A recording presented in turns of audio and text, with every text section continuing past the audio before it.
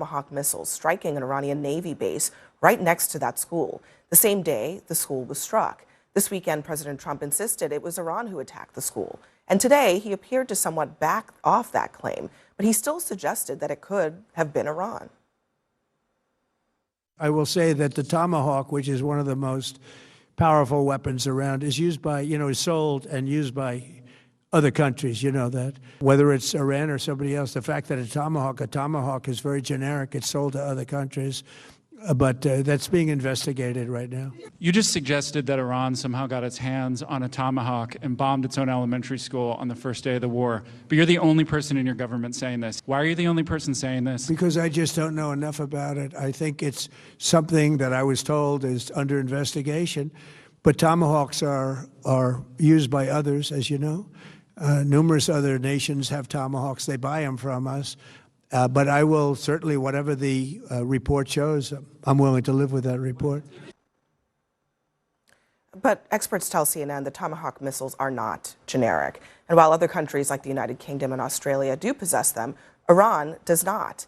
But Pete Hegseth is striking also a very different tone from the president on this story. Listen. Well, we're still investigating, and that's where I'll leave it today. But what I will emphasize to you and to the world is that unlike our adversaries, the Iranians, we never target civilians. There was a report late in the week from 2 officials that it was likely U.S. involvement. Is that report false? I've already said we're investigating. If you could tell the American public it definitively was not us, you would tell us, wouldn't you? I would say that it's being investigated, which is the only answer I'm prepared to give. So if you want an idea of when the war with Iran may end, it depends on which line from President Trump you're listening to, because we're about to enter day 11, and he appears to be going with the throw everything at the wall strategy. Just start with what he said this very afternoon. He told CBS News he thinks the war is very complete, pretty much. I'm not sure what those 4 words mean in the context of war. And look, even though Trump's defense secretary was reposting messages about the fight only just beginning, for a minute, Wall Street seemed to take the president at his 4 words. It was enough to turn the markets bright green. But just hours later, he was offering a muddier explanation of when the fighting will actually stop. We're achieving major strides toward completing our military objective. And some people could say they're pretty well complete. We're ahead of our initial timeline by a lot. We're very proud to be involved in this, and it's going to be ended soon. Well, complete? If we're really using degrees of completeness here, and I hate to be a stickler, well sounds a lot less confident than very, especially when all you say is that some people could say that. Which some people are we talking about? And if this mission is actually complete, why does it need to be ended soon? And what exactly is soon? Are you thinking this week it will be over? No, Are you talking but soon. about days? I think soon. Okay, and with respect Very soon. Okay, so not this week, but very soon. And in Trump's world, that leaves, well, plenty of room to escalate. We could call it a tremendous success right now as we leave here. I could call it, or we could go further, and we're going to go further. So we could call it a success now, but he could also go further. Maybe. Actually, he is going to go further. There's one thing Trump seemed very certain about, and it's a new justification for the war. He says if he didn't act, Iran was going to try to take over the entire region. If we did not hit them, they were going to take over the Middle East. They had thousands and thousands since their last hit. They had thousands and thousands of missiles and everything else. Those weapons were aimed at Middle Eastern countries that had nothing to do with this. Trump also clarified what success looks like, getting Iran to abandon its nuclear ambitions. You said earlier that we've already won in many ways, but we haven't won enough. What do you consider enough? What's your baseline? Where they're not going to be starting the following day to develop a nuclear weapon, where they'll look at that man and some other people from the administration and say, all right, we're not going to do it. They were not willing to say that. The problem now, a senior Iranian official says they aren't going to be saying anything more to the United States. I don't see any room for diplomacy anymore because Donald Trump has been deceiving others and not keeping with his promises. And we experienced it in 2 times of negotiations, that while we were engaged in negotiation, they struck us. But Trump's immediate concern right now is not actually uranium, it's oil. Because if he can't keep the Strait of Hormuz safe for ships to carry oil out, well, then he's got a major economic problem that doesn't have an easy fix. And he knows it because tonight he wrote this. If Iran does anything that stops the flow of oil within the Strait of Hormuz, they will be hit by the United States of America 20 times hit thus far. A little excursion because we felt we had to do that to get rid of some evil. And I think you'll see it's going to be a short-term excursion. That's President Trump calling a deadly war that's already killed hundreds of people, including 7 American soldiers, a short-term excursion. His timeline, it seems to change every day. I mean, Trump told our own Jake Tapper last week, quote, "I always thought it would be 4 weeks." And we're a little ahead of schedule. Speeding up because listen to what Trump said today about when the war might end. On Iran, you called it an excursion. You said it would be over soon. Are you thinking this week it will be over? Are No, you talking but soon. about days? I think soon. Okay, and with respect Very to soon. So that timeline doesn't actually align with Trump's own military leaders who have a different message for Americans. Our timeline is ours and ours alone to control. As long as it takes to ensure the United States of America achieves these objectives. This is going to take some time, but our forces are well supplied. Again, what I want your viewers to understand is this is only just the beginning. Thousands of Iranians filled a central square in Tehran today, a very public show of support for the new supreme leader, Mojtaba Khamenei, son of the late supreme leader. According to Iranian state media, similar rallies were held in the city of Esfahan and other parts of the country. CNN has a team on the ground in Iran. Fred Pleitkin and photojournalist Claudia Otto are in Tehran. Their movements are monitored by the Iranian government. Today, Fred talked with the top official who said that Iran is prepared for a long war and claimed the regime is still intact. Iran has a new supreme leader. What does that mean for your military effort and the confrontation with the United States and Israel? That means the system is quite functioning.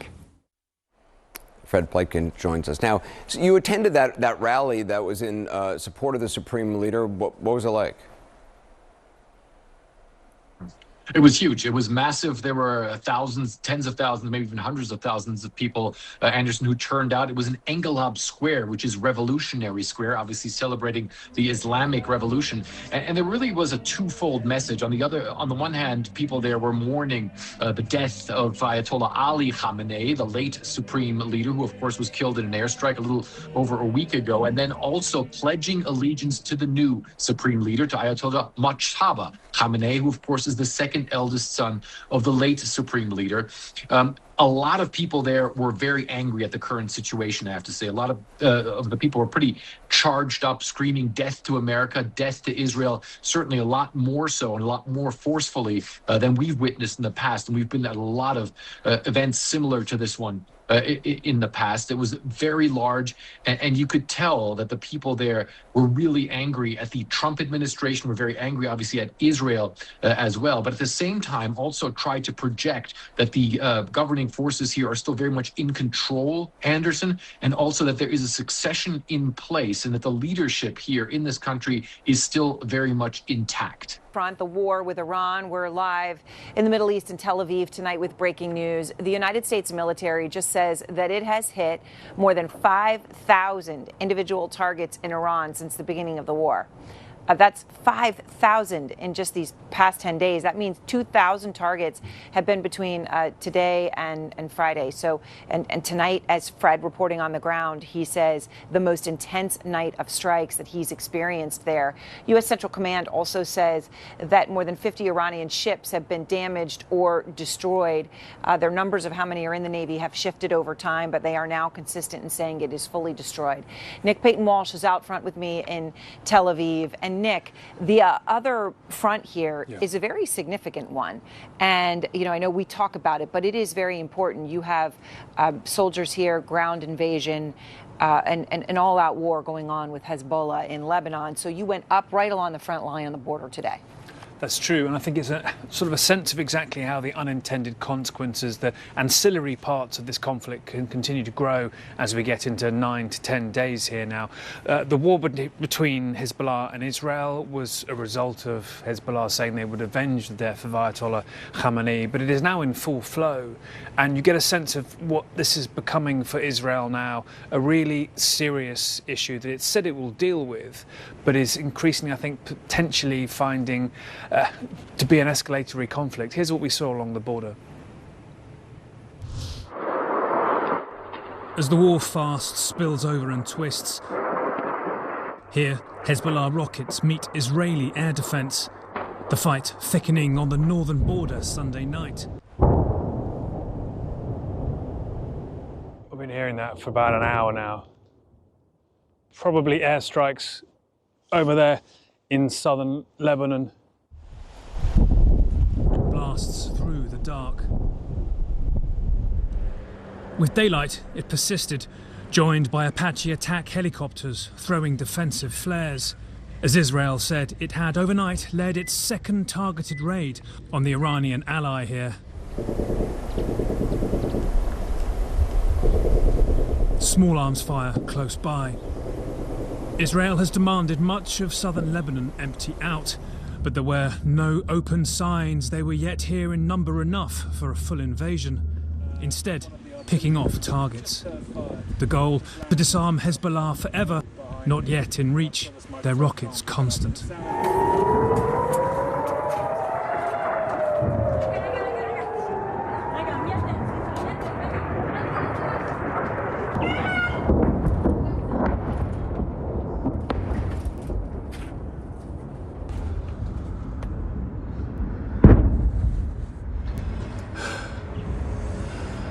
Right over our head.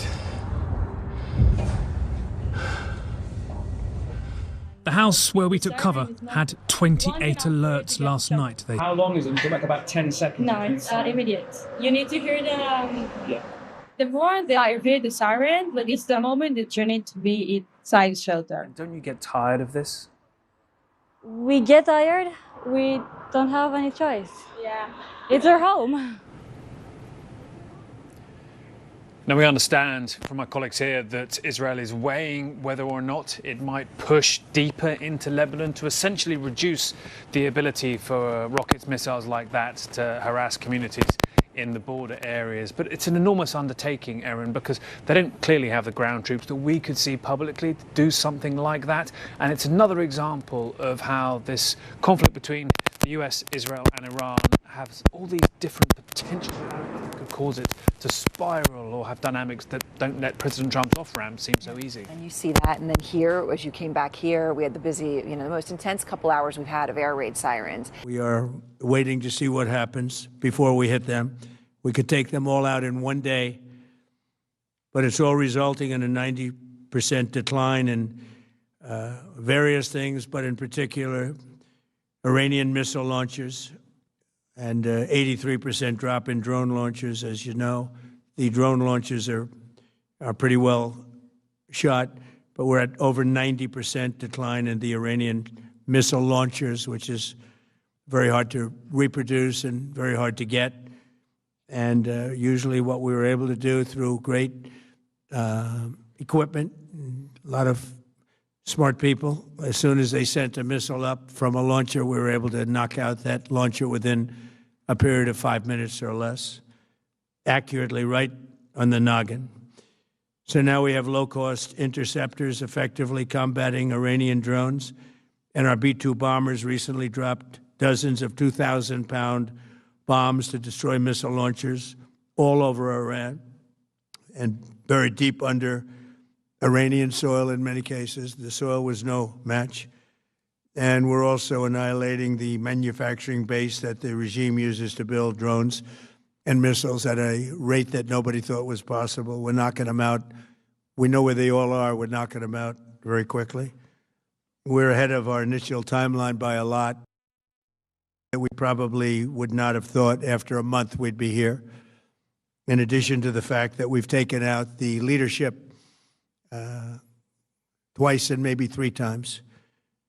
And we, as you know, we want to be involved. We don't want another president that maybe wouldn't be willing to do what I'm willing to do for the good of the world, for the good of our nation, to be stuck with the situation in 5 years or 10 years from now. So we think they should put a president in, or the head of the country in, that's going to be able to do something peacefully for a change. They've been doing this for 47 years, killing people for 47 years, whether it's the barracks or even the SS Cole where they were involved. Very strongly, they always denied it. But where they were very strongly involved, and all of the people that died through the roadside bombs, died and are right now walking around with no legs, no arms, a face that's been so badly damaged. The Iranian regime has been attacking Americans and spreading terror for 47 years, and despite these countless opportunities to renounce their nuclear ambitions, which they had just a short while ago, they told Mr. Witkoff, who is standing right over here, they said, they actually said, we want to keep building. Essentially, in a real nutshell, we want to continue to build nuclear weapons. If we didn't knock out Midnight Hammer, if we didn't knock out their Iranian potential, if we didn't do that with Midnight Hammer, they would have had a nuclear weapon. They would have used it long before now. And at a minimum, Israel would have been annihilated. I was very lucky that we had the courage to do that, that we had the talented pilots and the great equipment. The B-2 bombers are unbelievable. We ordered 25 more, by the way. The newer, better version. It's we have the greatest military in the world. We have the greatest equipment in the world by far. You see that no matter where we go. You still need the people, though, to operate it and to use it. And those are the people that we cherish. Even after we obliterated their key nuclear sites in Operation Midnight Hammer, they never negotiated into good faith. They still continued to say, we want to build nuclear. We want enrichment at levels that were unacceptable. And they even turned down an offer for unlimited free nuclear fuel forever for civilian purposes. We had people offering them free nuclear fuel. They weren't interested in that because they wanted to build a nuclear weapon. So instead, the regime was trying to reconstitute its weapons program at a different site. They couldn't go back to where they were, the 3 sites that we obliterated, but they were starting work at another site, a different site, different kind of a site, and that was protected by granite. They wanted it protected. Granite's pretty good, but they wanted it protected by a lot deeper. They wanted to go a lot deeper, and they started the process while rapidly building conventional ballistic missiles. They were going to do it all at the same time. It threatened our overseas bases and soon could have reached even our homeland. The regime's intention was to use this exponentially growing ballistic missile threat to make it virtually impossible to prevent them from obtaining a nuclear weapon. So as you probably saw, they had a tremendous number of missiles, most of which are now being used or destroyed, and very unsuccessfully used because we have been able, for the most part, to shoot them all down. What incredible technology. The Patriots have been unbelievable, and other things. And the laser technology that we have now is incredible. It's coming out pretty soon. Where literally lasers will do the work of, at a lot less cost, do the work of what the Patriots are doing or what other things are doing. The situation was very quickly approaching the point of no return, and the United States found it intolerable, in my opinion, based on what Steve and Jared and Pete and others were telling me, Marco, so involved. that I thought that they were going to attack us. I thought they would, if we didn't do this at the time we did it, I think they had in mind to attack us. And if you notice, they did something which was very foolish, very stupid, I would say. They attacked their neighbors. And their neighbors were largely neutral, or at least weren't going to be involved, and they got attacked. And it had the reverse effect. The neighbors came onto our side and started attacking them, and actually quite successfully. If you look at Saudi Arabia, you look at UAE, Qatar, and others, but they were strong and they were smart, but they got attacked. Nobody, when I first heard it, I said, no, somebody made a mistake. There was no mistake. UAE had over 1,000 missiles shot at it, knocked them almost all down. On the very first day I came down the escalator in 2015, I said, quote, I will stop Iran from getting nuclear weapons, and all I'm doing is keeping my promise. Think of that. That was in 2015. I said it. It was a threat then and a much bigger threat now, but no longer a threat, not for a long time anyway. We want to keep it that way. As we continue Operation Epic Fury, we're also focused on keeping energy and oil flowing to the world, and I will not allow a terrorist regime to hold the world hostage and attempt to stop the globe's oil supply. And if Iran does anything to do that, they'll get hit at a much, much harder level. I will take out those targets that were easy and that I mentioned just before. We'll take them out so quickly, they'll never be able to recover, ever. If they want to play that game, they better not play that game. In the long run, oil supplies will be dramatically more secure without the threat of Iranian ships, drones, missiles, nuclear menace, or anything. So the Strait of Hormuz is going to remain safe. We have a lot of Navy ships there. We have the best equipment in the world, inspecting for mines. Again, most of their ships are down at the bottom of the sea, but we will hit them so hard that it will not be possible for them or anybody else helping them to ever recover that section of the world if they do anything. In recent years, the regime and its terror proxies have launched attacks on hundreds of commercial vessels.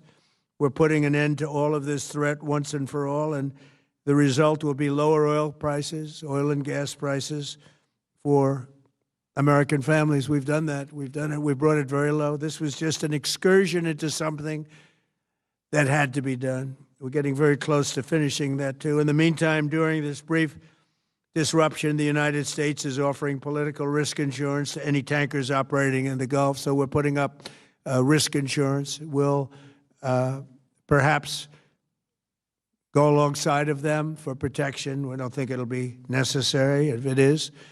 And if they do anything, the price will be incalculable. It will be so great that they will have wished they never did it, because you have to keep the straits flowing. With all of that, it affects other countries much more than it does the United States. It doesn't really affect us. We have so much oil and gas, much more than we need. We have Venezuela now as our new partner, great partner. They've worked out so wonderful. We're working with the administration, the president, and it's a massive source of oil, gas, everything. But we're in a very good position, but very unfair to other parts of the world, like China as an example. I mean, we're doing this for the other parts of the world, including countries like China. They get a lot of their oil through the straits. So we're doing this. We have a very good relationship with President Xi in China. I'm going there in a short period of time, and we're protecting the world from what these lunatics are trying to do, and very successfully, I might add. We're also waiving certain oil-related sanctions to reduce prices. So we have sanctions on some countries. We're going to take those sanctions off till this straightens out. Then who knows, maybe we won't have to put them on. There'll be so much peace. But when the time comes, the U.S. Navy and its partners will escort tankers through the strait if needed. I hope it's not going to be needed, but if it's needed, we'll escort them right through. And we have the greatest mine-sweeping ability. We have the greatest ships, and all of the, we know exactly where they're placed. We'll get them out of there very fast. But We hope we don't have any of that. And again, if they do that, if they play that game, we're going to hit them at a level that they have not seen before. So we're winning very decisively. We're way ahead of schedule. Our military is the greatest in the world, with the greatest equipment and the greatest people in the world. Nobody's ever seen anything like it. Iran's a very powerful country. They were going to take over the Middle East. If we did not hit them, they were going to take over the Middle East. They had thousands and thousands. Since their last hit, they had thousands and thousands of missiles and everything else. Most are now destroyed. But they were going to take over the Middle East. Those weapons were aimed at Middle Eastern countries that had nothing to do with this. They were going to take over the Middle East, and they were going to try and destroy Israel. So we stopped it with good timing, and we're very proud to be involved in this, and it's going to be ended soon. And if it starts up again, they'll be hit even harder. Thank you very much for being here. Go ahead. Any questions?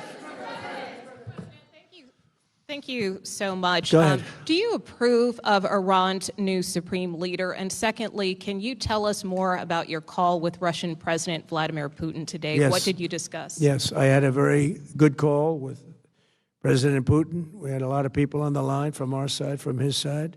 We were talking about Ukraine, which is just a never-ending fight. And look, there's tremendous hatred between President Putin and President Zelensky. They can't seem to get it together. But I think it was a positive call on that subject. And we obviously talked then about the Middle East. And he wants to be helpful.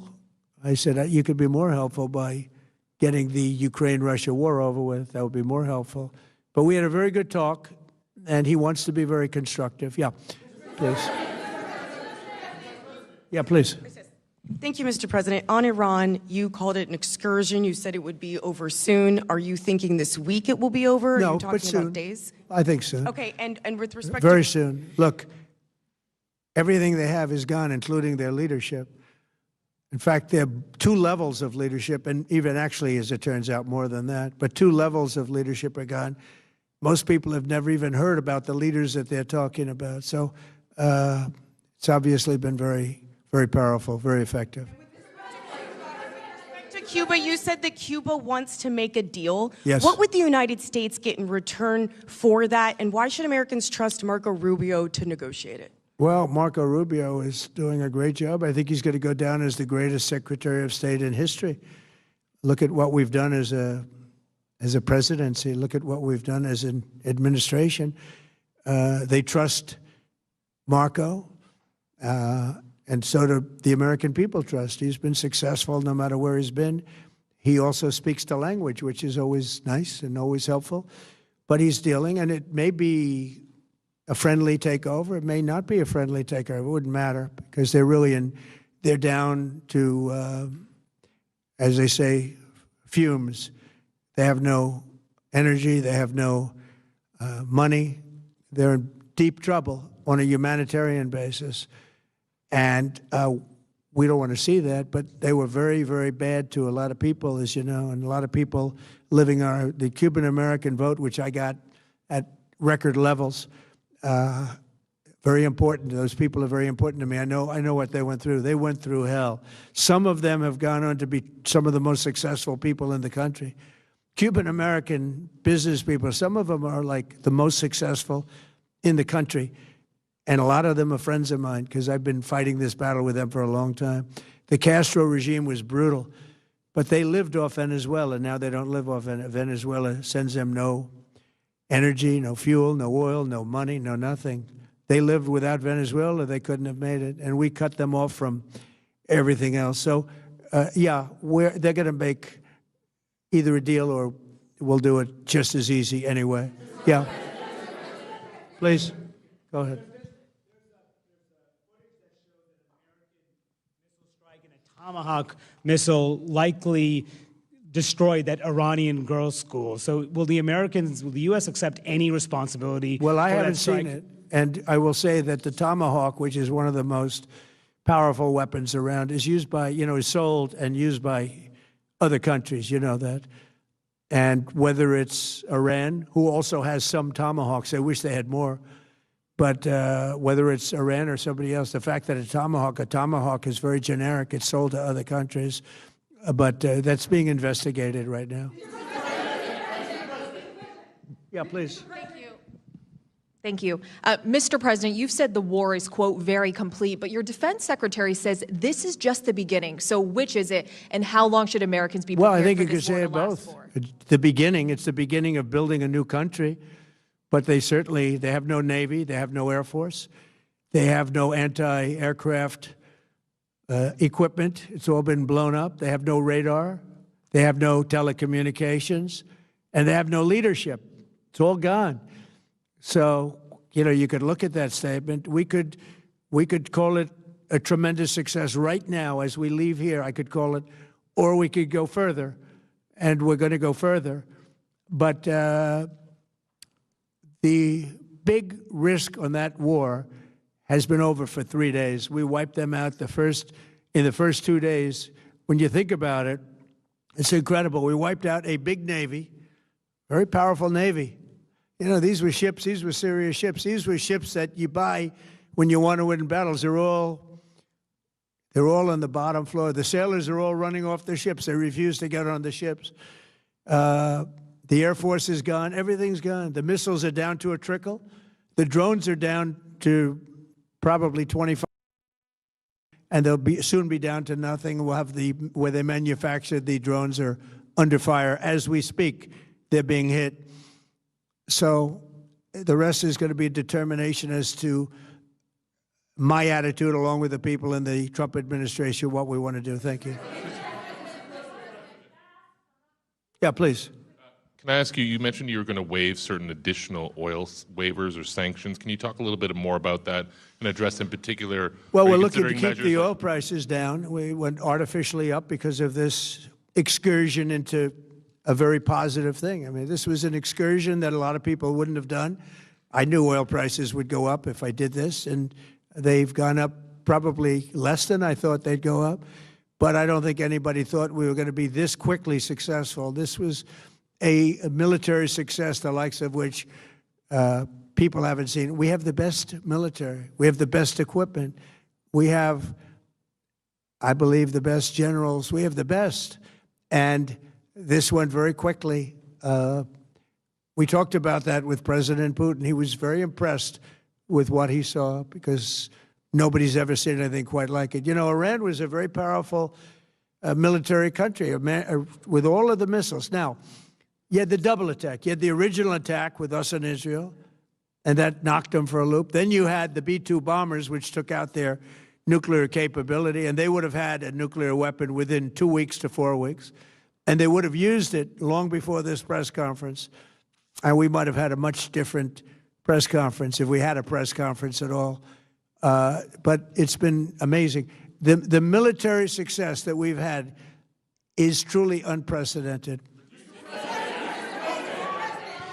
You've told your congressional colleagues that you will not sign any piece of legislation until the Save America Act is passed. Does that include the confirmation of Senator Mullen as your next DHS secretary? Does that mean a DHS funding bill? And Senator Thune said today it's not a matter of whether or not your Republican colleagues agree with the policy, it's about changing the process. In other words, getting rid of the filibuster to get there. So in order to get it, you're going to need Democrat votes. And what we're saying is the Save America, not the SAVE Act, which nobody knew what it was, the Save America Act, the Save America Act. And that's voter ID. We want voter ID. When a voter, we want to be able to see a picture of the voter. We want to be able to see that the voter is legitimate.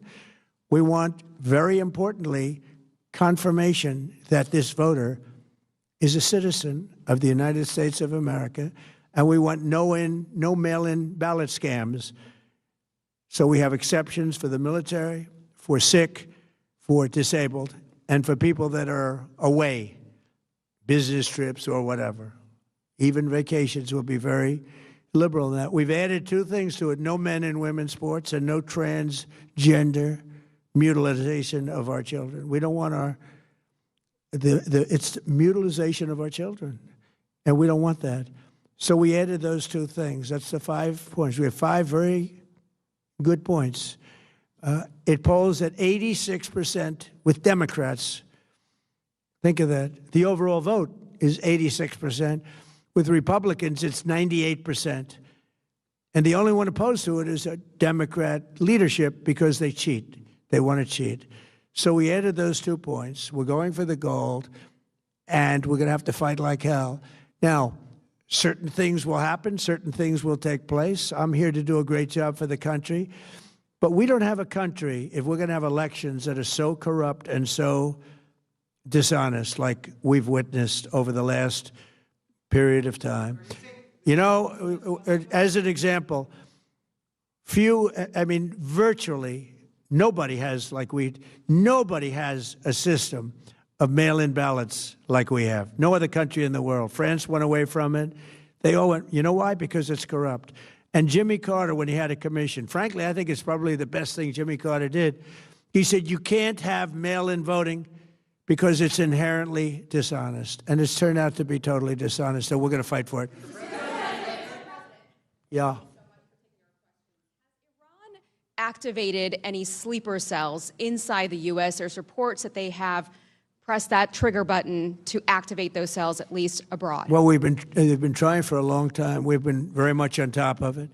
One of the things we have to do is get the Democrats to stop the Democrat shutdown, because, as you know, the apparatus that looks into that, Schumer and the Democrats have shut it down, which tells you they probably hate our country a lot. But the Democrats have to open that up. But we've got very, very good intelligence into that. We know a lot of different things that have happened that have been very bad. A lot of them came in during the Biden open border period, but we have them under, we've got them, we're watching every single one of them. Yeah, we know a lot about them. The biggest problem we have is the Democrat shutdown. We know a lot about them, but the shutdown doesn't allow us to do what we have to do. Have to take him out. Does he have a target on his back? You mean the new Supreme Leader? You mean the son? How can there be an Iran with well, another I don't want to say that, but you know, I was disappointed because we think it's going to lead to just more of the same problem for the country. So I was disappointed to see their choice. You've said you have someone in mind to be the new Iranian leadership, if not the Ayatollah's son. What are you looking for in that person? Are you looking at someone internal, given that you just said that their leadership has been decided? I like the and idea of, internal and eternal, come to think of it. But I like the idea of internal because it works well. I mean, I think we've proven that so far in Venezuela. We have a woman, Delcy, who has been, president of the country, very respected, she's doing a great job. And it's, no disruption. We had, as you remember, Iraq, where everybody got fired. The military got fired, the police got fired, the politicians got fired. There was nobody. And you know what they turned into? ISIS. And we don't want that. We don't want that. So I would like to see people that are inside go. Now, they talk about the son of the Shah. They talk about other people. But, hasn't been there in many, many years. We have a formula that's been very good so far, and I think it'll continue to be good. The relationship is extraordinary with Venezuela, smart country. We've taken out 100 million barrels of oil. It's right now in Houston being taken care of and made so beautiful. And you have to see this at work. They have, it's brought to the refineries. It's being refined in Houston, which is made exactly for that product. And so far, but it's 100 million barrels of oil, and now they have another 100 million barrels coming. And it's like a partnership. We're getting along so well with them. It's great for Venezuela, and it's great for the United States. Yeah, please go ahead. Mr. President, you just suggested that Iran somehow got its hands on a Tomahawk and bombed its own elementary school on the first day of the war. But you're the only person in your government saying this. Even your defense secretary wouldn't say that when he was asked, standing over your shoulder on your plane on Saturday. Why are you the only person saying this? Because I just don't know enough about it. I think it's something that I was told is under investigation. But Tomahawks are used by others, as you know. Numerous other nations have Tomahawks. They buy them from us. But I will certainly, whatever the report shows, I'm willing to live with that report. Yeah, please. You said earlier that we've already won in many ways, but we haven't won enough. What do you consider enough? What's your baseline? Where they're not going to be starting the following day to develop a nuclear weapon. Where they'll look at that man and some other people from the administration and say, all right, we're not going to do it. They were not willing to say that. And when Steve called up and he said that to me, I said, well, here we go. Let's do it the hard way. But the hard way, I think, is probably the easy way. When basically I can see that they will no longer have any capacity whatsoever for a very long period of time of developing weaponry that could be used against the United States, Israel, or any of our allies. We have great allies in the Middle East, great countries that are allies. And they were staying out of it until they got hit. Someday they'll have to do a story. Why did he do that? Why did they do that? But they were going to hit them. If I didn't hit them first, they were going to hit our allies first. I believe, upon information and belief, but I believe that he was going to, they were going to take over the Middle East. They were looking to take over the Middle East. Now, had Operation Midnight Hammer not taken place, that was definite, because they would have had a nuclear weapon within a matter of weeks. But that took place. That was a setback. But look at the number of missiles they were able to buy and make over the last 6 months. And those missiles were aimed at various countries. And when you look at over 1,000 missiles shot at like UAE, they were looking to take over the Middle East. We got there first.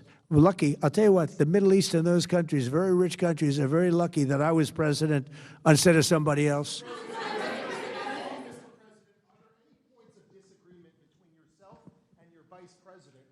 To U.S. action in Iran?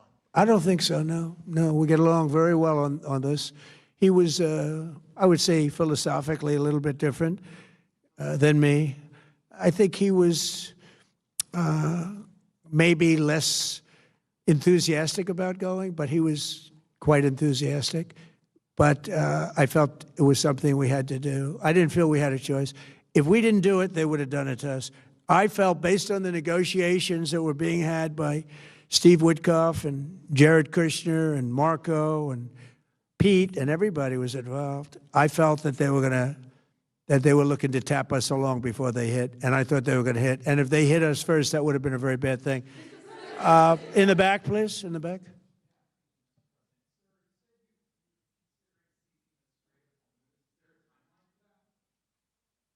About the Strait, you mean? Yeah, well, I want to keep it open. I want to keep it good. You know, it doesn't pertain to us so much as it does to China. We're really helping China here and other countries because they get a lot of their energy from the Straits. But, hey, look, we have a good relationship with China. It's my You have called him an unacceptable choice. So does he have a target on his back? And how can you say I don't want to say whether or not he does, because that would be inappropriate. But, hey, look, I had a target on my back because, as you people wrote pretty well, they caught the assassin that was after me. So we just got them first. But they caught the assassin. They have him now in custody that was after me. So, you know, but people don't like to mention that, but they did catch him. And I'd like to congratulate our military, Secret Service, FBI, all of the people that worked on that, but they did. Yeah, please. Go ahead. No, go ahead, please. Thank you, Mr. President. You promised the Iranian people you would help them, but it sounds like you're willing to end this fight after your military objectives have wrapped up. Isn't that a betrayal of the people? Will I help them? I'd like to, if they can behave, but they've been very menacing. You know, they're great people. They have an amazing population. It's amazing, smart, brilliant, energetic. They have a great, I'd love to help them, but they have to be in a system that allows them to be helped. And right now they're in a system that only allows failure. And I don't want that. And I want a system that's not going to be attacking us. We want a system that can lead to many years of peace. And if we can't have that, we might as well get it over with right now. Yeah, please. President, as of today, there have been 8 U.S. military fatalities associated with the war in Iran. How many American deaths are you willing to have in this war?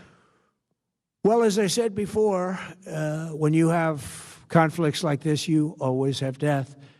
And I was at Dover yesterday. I met the parents, and they were unbelievable people. They were unbelievable people, but they all had one thing in common. They said to me one thing, every single one: finish the job, sir. Please finish the job. And I'll leave you at that. Thank you very much, everybody. Thank you.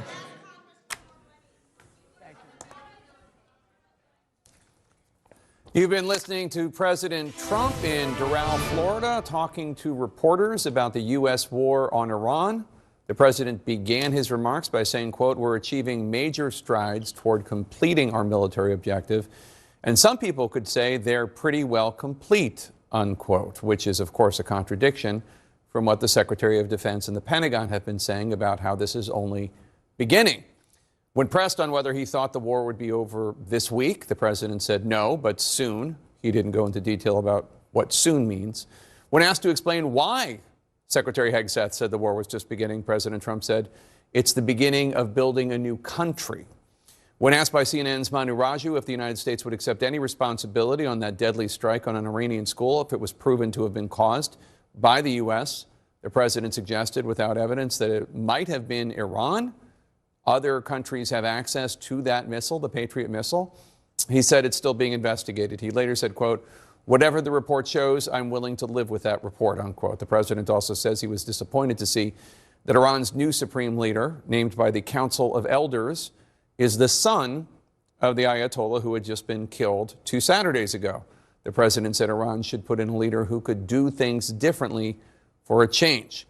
Let's bring in my panel of experts who are all standing by here. Caitlin Collins, of course, foremost among them. Caitlin, the president's been talking to reporters every single day with varying messages. He talked to Dana, he talked to me, he talked to CBS News just a few hours ago, in which he said this is almost over. He seemed to be suggesting it's almost complete. What do you make of the tone he just struck? Well, I think the question that a lot of the reporters had were in the conflicting messages that we've heard from the Pentagon saying that this is a war that is just getting started, to what the president was saying to CBS News earlier when he was saying that it's nearly complete.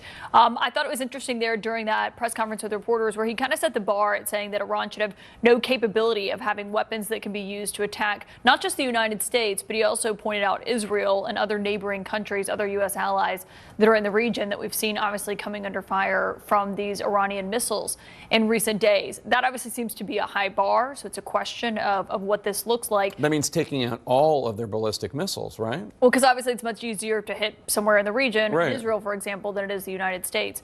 But another reporter followed up because the president did say he thought that the war would end soon and asked if he envisioned that being this week. He seemed to say no, but he did say that it could be over soon. One thing, though, is that the president has obviously had a vested interest in who leads Iran, and his son being named the new supreme leader. President Trump just told reporters there he was disappointed by that. I thought what was most striking, though, in the president's remarks also was he was pressed on these analyses and intelligence and reports that people have looked at on who is responsible for the strike on the girls' school in Iran that happened the first day of the war. The president said on Saturday to reporters that he believed it was Iran that was actually responsible for that. There's been more analysis since that has shown it was a Tomahawk missile, which obviously the United States... Oh, that's what I meant. Tomahawk, yeah. Sorry. That's what the United States has been using in this. I don't think Iran is known to have any Tomahawk missiles. I mean, I could be wrong on that, but that's what the public reporting suggests. And so when the president was just asked about that by Sean McCree, who followed up on Manu's question about it, he said, "I just don't know enough about it." He said, "Whatever the report shows, I'm willing to live with that report," and noted that it is still under investigation. So he didn't even seem as confident as he seemed on Saturday, and that it was Iran that was behind that. Because obviously our analysis of the geolocated images and others, the New York Times, Reuters, has said that it was the United States military that was most likely responsible. Obviously, there's been no confirmation of that yet. Yeah, and just earlier today, CNN reported that the U.S. hit an IRGC base adjacent to the school. Yeah, they're extremely close. Yeah, so that could explain some of that. Caitlin, thank you so much. And don't miss Caitlin on her show, The Source with Caitlin Collins. It airs at 9 p.m. Her guests tonight include Democratic Senators Tim Kaine and Adam Schiff and Cory Booker. and Tammy Baldwin. They are all making a joint appearance. That's to discuss the strike on the grade school. Is that why? Or well, they actually want to start holding votes on Capitol Hill if the Senate leader John Thune is not willing to hold public hearings where Rubio has to come testify and Pete Hegseth has to come testify on this. They said the closed door briefings are not sufficient for them. They want public hearings, and if they don't get that, they're going to put up a bunch of votes where basically Republicans have to go on the record about what they support. Well, the more transparency, the better for the American people. That's tonight at 9 Eastern, only on CNN. Let's go live to CNN's Fred Pleitgen. He's on the ground in Tehran, Iran, with photojournalist Claudia Otto. And CNN, we should note, is operating in Iran with the permission of the Iranian government, as is required for any reporter in Iran. CNN is maintaining full editorial control over what we report. We are there because we think that you, the viewer, have the right to see what is happening on the streets of Tehran and also see from that side the effectiveness of the U.S. campaign. Fred, President Trump says he thinks the war will be over, quote, soon. How does that square with what you are seeing and hearing there in Iran? Well, we're certainly hearing a lot of kinetic activity tonight. One of the interesting things that I picked up from that press conference is that I think President Trump was saying that some of Iran's capabilities were being hit even as he was speaking. One of the things that I can say is that there were massive airstrikes going on tonight, I would say for about an hour or an hour and a half here around the Iranian capital. In fact, the building that we're staying in was really shaking for a lot of those times that we were hearing those thuds. We were hunkered down here for an extended period of time. From what we're gathering right now, it seems to have been in the eastern part of the city, the northeastern part of the city, and then also there are reports that Tehran's Mehrabad airport, which is sort of the second city airport here in this city, was apparently hit as well. There's also reports of a town that's, I would say, about an hour's drive to the west of here called Karaj, apparently also taking some pretty big hits. But on the whole, Jake, one of the things we have to say is that the leadership here is definitely trying to project that they still are very much in control. President Trump mentioned it. We know it. There's a new supreme leader here in Iran, Ayatollah Mojtaba Khamenei, of course, the son of the late supreme leader Ayatollah Ali Khamenei, who was voted in yesterday. And today there were big demonstrations here in Tehran and other Iranian cities with people pledging their allegiance to the supreme leader, obviously organized by the government. However, the turnout was certainly massive, at least from the event that we were in, which was in a place called Revolutionary Square here in Tehran, Engelab Square. So clearly the leadership is saying they have a president in place. They have the head of their Supreme National Security Council in place, Ali Larijani. They have a supreme leader in place as well. And they certainly have a military that they say is still capable of striking back and still is capable of striking those missiles. And one thing I want to add, Jake, one thing that we're not seeing here is the dissolution of of public order here in Tehran. There's a lot of security forces that are on the ground. There's a lot of checkpoints that are on the ground. So clearly also here to the local population, to the Iranian population, the leadership of this country is also trying to project that they are still very much in control of this country, Jake. Fred, President Trump said he was disappointed by this election of Mojtaba Khamenei, the new supreme leader, the son of the recently killed Ayatollah, as you noted. What does the selection of Mojtaba Khamenei signal for the future of this conflict with the U.S. and Israel? He is considered over here in the United States to be a hardliner. Yeah, he's certainly considered to be exactly that as well here in Iran. Of course, he's much more of a known commodity here to the Iranians. He's been in the orbit of his father, the late Ayatollah Ali Khamenei, for an extended period of time. He was in very high up in the office of the supreme leader for a long period of time as well. And he's certainly someone who also has the respect of the military and specifically of the Islamic Revolutionary Guard Corps, which of course is that elite wing, and also the military wing that's responsible for missiles and drones here in this country. But I put that question also to the main advisor to the supreme leader for foreign policy, whom I interviewed today. And he said it shows that the state here is functioning, that there is continuity. But I also asked that advisor where all of this can end, how all of this can end, whether or not any sort of diplomacy might be in sight. And he said, quite frankly, he believed at this point there wasn't. Let's listen in. Iran. I'm Jim Sciutto in Washington. You've been watching CNN's coverage of President Trump's news conference on the subject of the ongoing war with Iran. President Trump telling reporters that the U.S. military operation is, in his terms, ahead of schedule. He said the U.S. has now struck more than 5,000 targets. He suggested earlier that the war is, quote, pretty well complete, although in this press conference just a few moments ago, he said that we could call it a tremendous success, or we could continue and we're going to go further. So, President leaving something open there as to whether the war is over or not, but certainly leaving the option open to continue. He claimed Iran was going to take over the Middle East, his terms, if the U.S. and Israel did not strike first. President Trump's comments earlier in the day triggered a major reversal on Wall Street. Stocks were well down, but they finished the session up with solid gains. In the oil markets, Brent and U.S. crude fell sharply after they had risen to well over $100 a barrel earlier, as high as around $120. U.S. gas prices, however, continue their march up. The average price for a gallon of gas is now nearing $3.50. It was below $3 just a week ago. Tonight, and we begin with the breaking news. President Trump, who is facing immense political and economic pressure over his war in Iran, tonight giving wildly conflicting messages.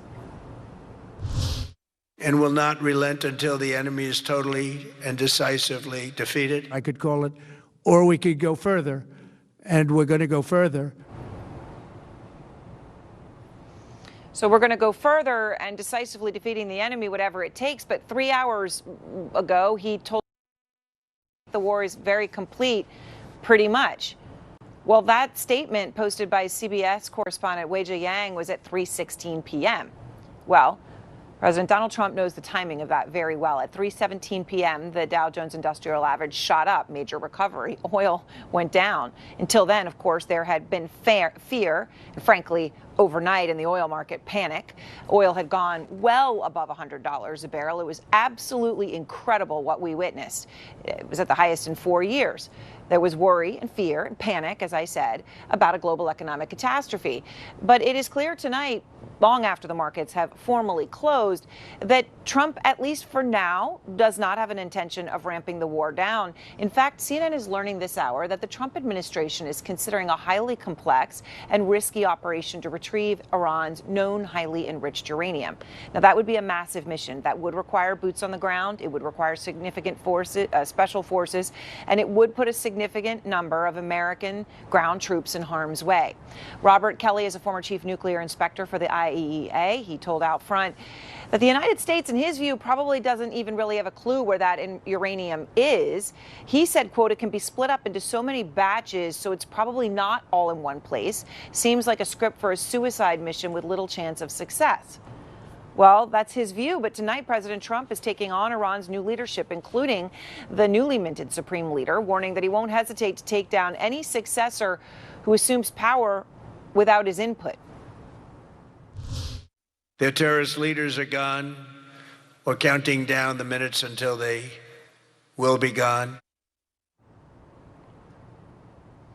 Well, those comments from Trump come as even more countries have been drawn into the war. British jets took out at least 2 Iranian drones today, one in defense of the country of Jordan. Another was heading towards the Gulf state of Bahrain.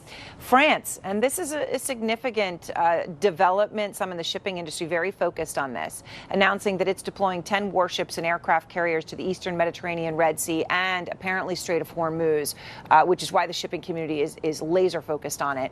NATO air defenses have taken down a missile entering Turkish airspace today as well, which is now the second time that a ballistic missile from Iran was shot down by NATO defenses. And as this war continues with no clear end in sight, we want to show you what is the reality for so many living here. You know, today we visited the site where a person was killed when an Iranian ballistic missile came through, whether it was partially intercepted or appeared to be some sort of a cluster munition. That's a construction site where we were, and just, you know, some piece came through, and you can see all the shrapnel from it. Somebody was working at that site, and they're dead. Now, that attack took place in a residential area, and we have seen Iran in these past 72 hours or so, maybe a bit more, using what appear to be cluster-type munitions over civilian areas. Natasha Bertrand is out front live in Washington. Fred Pleitgen is in Tehran, which is under full assault tonight. I want to begin with you, Natasha, because you're breaking this big news, though, on what the Trump administration is considering on the ground in Iran. What have you learned? Yeah, Aaron, so a big question surrounding this operation, of course, has been what will happen to that highly enriched uranium that Iran still has stockpiles of that could be used ultimately to create a nuclear weapon. Of course, Iran says it's not using it for that purpose, but the risk is there. And the only way to ultimately get that material out of Iran is to send special operators and U.S. ground forces in to actually physically retrieve it. And we're told that that would require a very large ground force, actually. You know, there's been a lot of talk about just sending a small elite team of special operation forces into Iran to just go into those tunnels, find it, and destroy it. But actually, it's a much more complex operation than that and could require dozens, if not hundreds, of additional ground troops to do things like provide outer security. And that might be the 75th Ranger Regiment, it might be the 82nd Airborne Division, explosive ordnance disposal experts. It's a mission that would require extensive air cover as well as exfiltration and infiltration assets to get the troops in and out of the area. So this would be a very complex undertaking, but it's something that the president and the administration have not necessarily ruled out, including the Secretary of Defense, who said just yesterday that they reserve the right to send in ground forces if necessary, but they are not going to tip their hat about what their plans might be, because again, the only way to get this stuff out of those deeply, deeply entrenched tunnels that are underneath these nuclear facilities is by having someone actually physically go in and get it. The U.S. tried to bomb it last year. They tried to attack the nuclear facilities in a way that, according to Trump, totally obliterated them. But that stockpile of highly enriched uranium remained. And so the question now is what to do about it. You know, our sources say that this is going to require diplomatic engagement. A military operation with U.S. forces is going to be very, very complicated, Aaron. I mean, it's just incredible just from what you're saying to even think about that, the complexity and the risk. Natasha, thank you very much with such significant reporting. I want to bring in Fred Pleitgen. He's out front live in Tehran. He and his photojournalist partner in this incredible reporting they have been doing, Claudia Otto. They've been the first U.S. journalists for an American network to be on the ground in Tehran. CNN is operating in Iran with the permission of the government, but with no editorial restrictions. They have full editorial control over what we report. So, Fred, you are there. I understand under full assault that you have been getting in these past hours, as you did have a conversation with a top Iranian official who talked to you about where this war is, how long it's going to go. What can you tell us? Hi there, Aaron. Yeah, first of all, you're absolutely right. We were definitely under full assault for an extended period of time here in the late evening hours of last night, which is actually just a couple of hours ago. I would say that the aerial assault, those waves, lasted for about an hour, maybe an hour and a half. And I can tell you, we were hunkered down here in the building that we stay in, and at times the walls were shaking from some of those very heavy impacts that we were feeling. From what we're hearing and what we're seeing, it seems as though the east of Tehran got hit pretty heavily by some of those airstrikes. It's unclear what kind of facilities exactly were hit, what exactly was hit, but certainly we could see, we could feel from there, coming from that direction, that there was definitely some pretty big munitions that appeared to have been dropped in that area.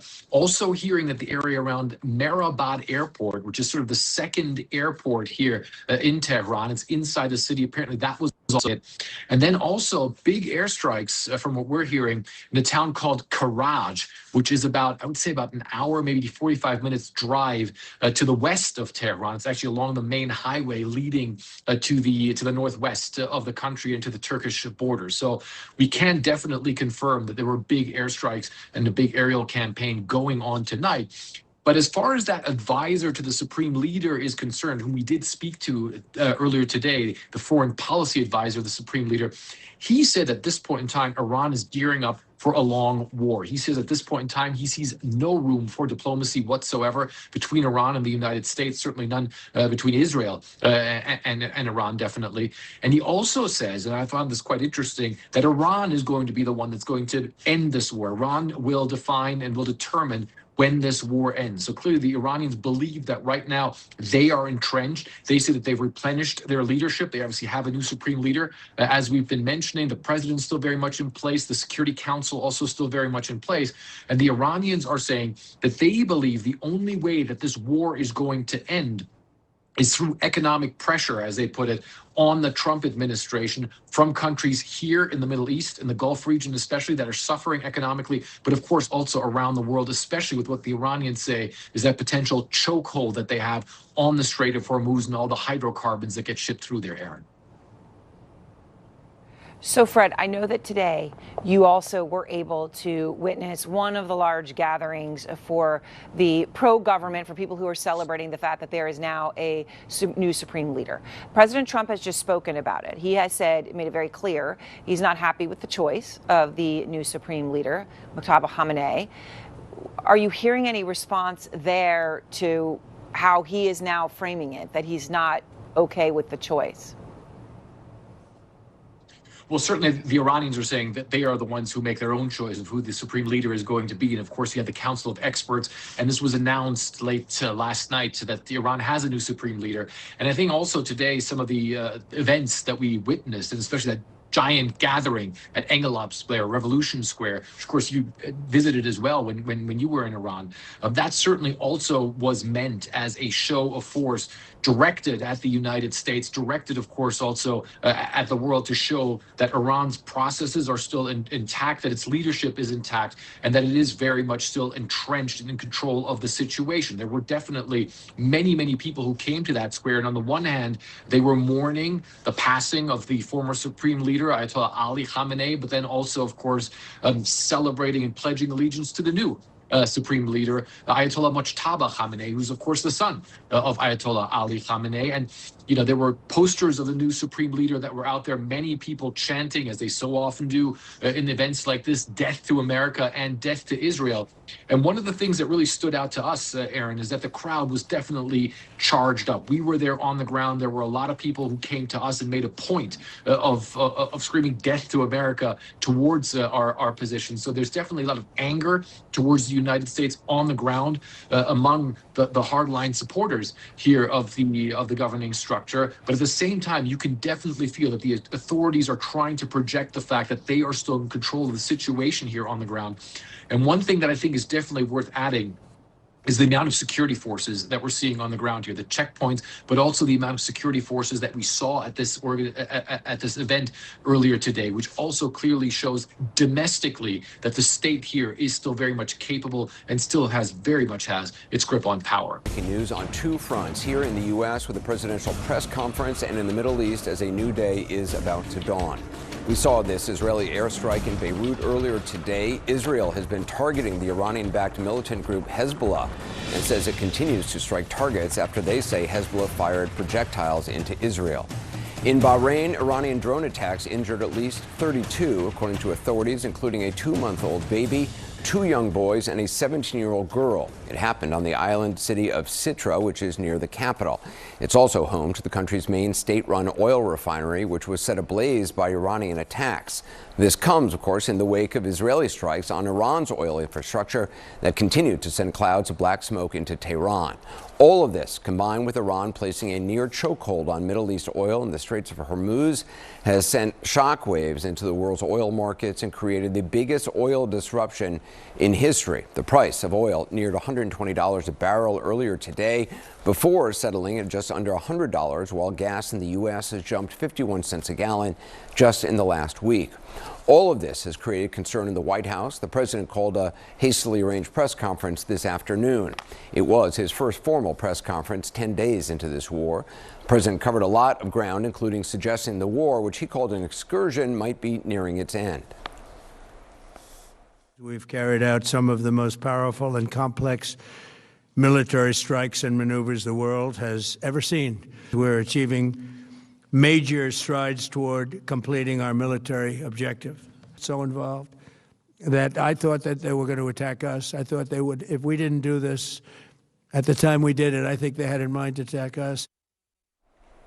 Well, claims that Iran was planning a preemptive attack were contradicted in Pentagon briefings to Capitol Hill lawmakers previously that states Iran was not planning to attack unless struck first. The president also said that Iran was planning to preemptively attack its Gulf neighbors. If we did not hit them, they were going to take over the Middle East. They had thousands and thousands since their last hit. They had thousands and thousands of missiles and everything else. Most are now destroyed. But they were going to take over the Middle East. Those weapons were aimed at Middle Eastern countries that had nothing to do with this. They were going to take over the Middle East, and they were going to try and destroy Israel. So we stopped it with good timing. The president also suggested that he approved the military action after the Iranians wouldn't commit to abandoning their nuclear ambitions in negotiations with his Middle East envoy, Steve Witkoff. They were not willing to say that. And when Steve called up and he said that to me, I said, well, here we go. Let's do it the hard way. So, a lot to cover tonight. We have learned the identity of the 7th U.S. service member killed in the line of duty. His name is Army Sergeant Benjamin N. Pennington from Glendale, Kentucky. He was 26 years old. He was injured a week ago at Prince Saudi Arabia. He died yesterday of those injuries. We're expecting his dignified transfer at Dover Air Force Base in Delaware tonight, and we'll bring that to you if it occurs during this hour. Starting off tonight with CNN's Jeremy Diamond in Tel Aviv. How are President Trump's remarks likely to be received in Israel? Well, Anderson, for days now, Israeli officials have been watching, perplexed, sometimes concerned, as President Trump has offered varying assessments of this current war, of how long it may last, and of what its goals are. And I think after tonight, Israeli officials will at least have a sense that President Trump is along for the ride for at least some time longer, but for how much longer, still very. As President Trump, did not offer the same kind of full-throated backing of the goal of regime change that Israeli officials are certainly seeking. Israeli officials in recent days have indicated that not only are they going for regime change, but they are committed to carrying out this war for as long as that process may ultimately take. President Trump, for his part, talked about preventing Iranian leaders in any capacity whatsoever of developing weaponry that could be used against the United States. That was perhaps his clearest articulation yet of what his end goal is for this war. And so some questions now about the kind of daylight between Israel and the United States on the ultimate aims of this war and for how much longer President Trump will remain committed to it. As he said today, this idea that he could call this war a tremendous success now, but he will continue on with it for a little while longer. And I understand you have new reporting tonight about Israel considering a deeper incursion into Lebanon. Yeah, that's right, Anderson. We have been watching as this second front in Israel's war with Iran has very much been heating up. Israel carrying out airstrikes in Lebanon, ordering the evacuation of hundreds of thousands of people in the Lebanese capital, and Hezbollah carrying out not only missile and rocket attacks, drone attacks against communities in northern Israel, killing 2 soldiers, wounding several more in attacks just this past Friday.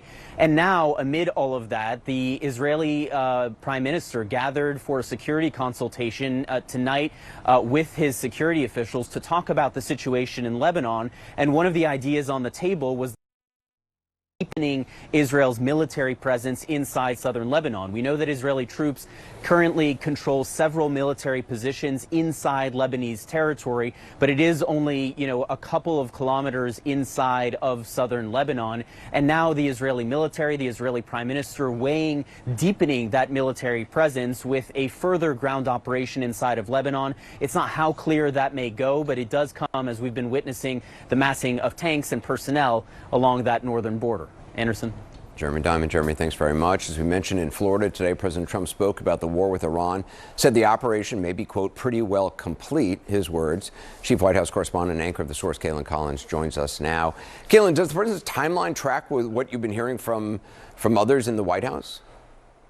Well, we've been hearing a lot, Anderson. I mean, even just in the span of a couple of hours from the president himself about how much longer this could go on. Because today, before the markets closed, notably, as we were seeing so much activity in them today with the spike in oil prices, the president was telling CBS News that it was pretty much complete. And then when he came out before the cameras tonight around 6 p.m. Eastern, obviously after the markets had closed, he seemed to be signaling that there is still more to go, that they still have more to do in Iran before their objectives are complete. But it's not really clear exactly exactly what those objectives are in terms of what specifically needs to be done for him to feel that this is over in Iran, because the president has given multiple answers on that front, Anderson. As you know, it is what we've heard from the last several days, including tonight when he was saying that he needs to ensure that Iran doesn't have the ability not only to not strike the United States, but also not strike Israel or other neighboring allies in the region that obviously Iran has been going after in recent days. And so we had heard from the Secretary of Defense, Pete Hegseth, on Friday in a taped interview where he said this was only the beginning.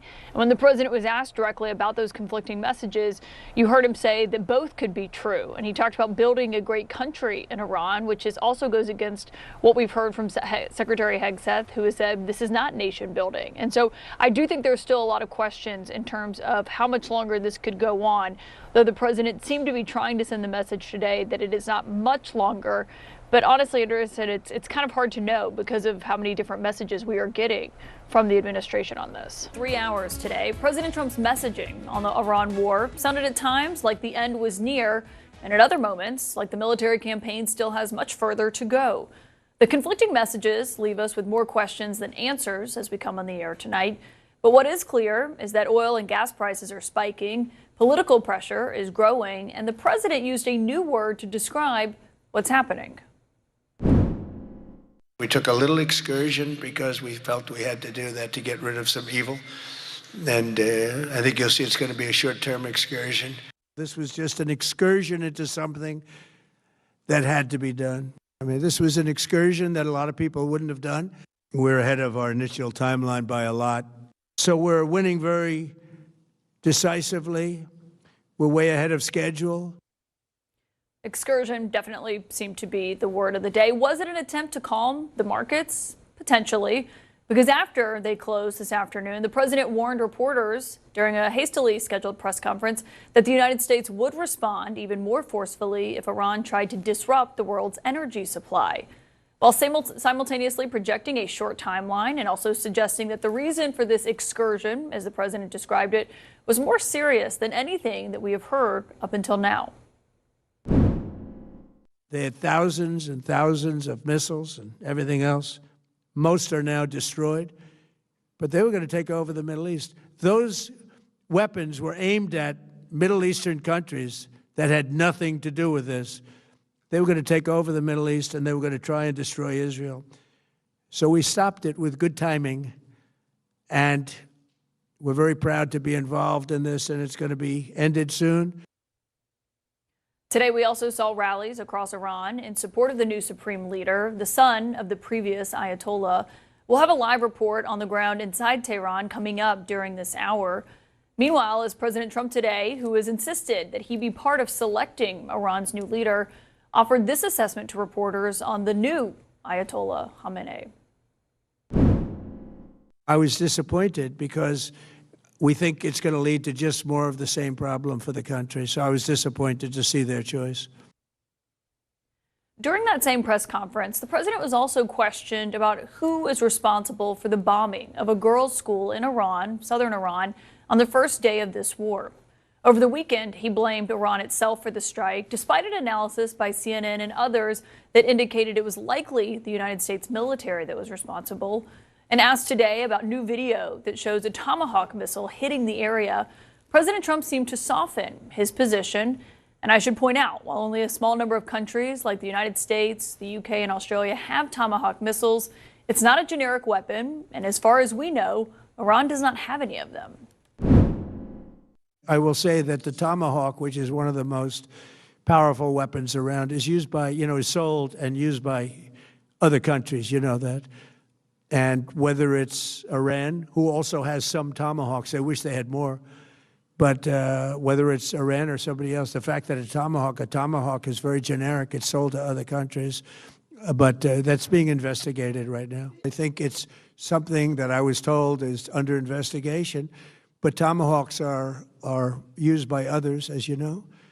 Numerous other nations have Tomahawks. They buy them from us. But I will certainly, whatever the report shows, I'm willing to live with that report. The Ayatollah was obviously killed in strikes on day one of this war. Will his son be any better, any different? The president is also being confronted with some political pressure about this war at home. It's only the second week, and yet 54% of Americans are opposed to this war, which is pretty stark numbers this early. This is according to an NPR PBS News Marist poll. Those numbers are likely to get worse for the president as oil prices continue to surge. Right now, today, they topped more than $100 a barrel. That was earlier today. These are levels not seen since Russia's 2022 invasion of Ukraine. Oil tanker traffic in the Strait of Hormuz remains at a standstill because Iran is threatening to attack oil tankers. The president told Fox this weekend, quote, "These ships should go through the Strait of Hormuz and show some guts," unquote. President Trump, whether or not he wants to acknowledge it, is a wartime president. And this news conference will be a big moment in that. Will he take the opportunity to own any mistakes? Will he outline a more clear path or goals or an exit plan?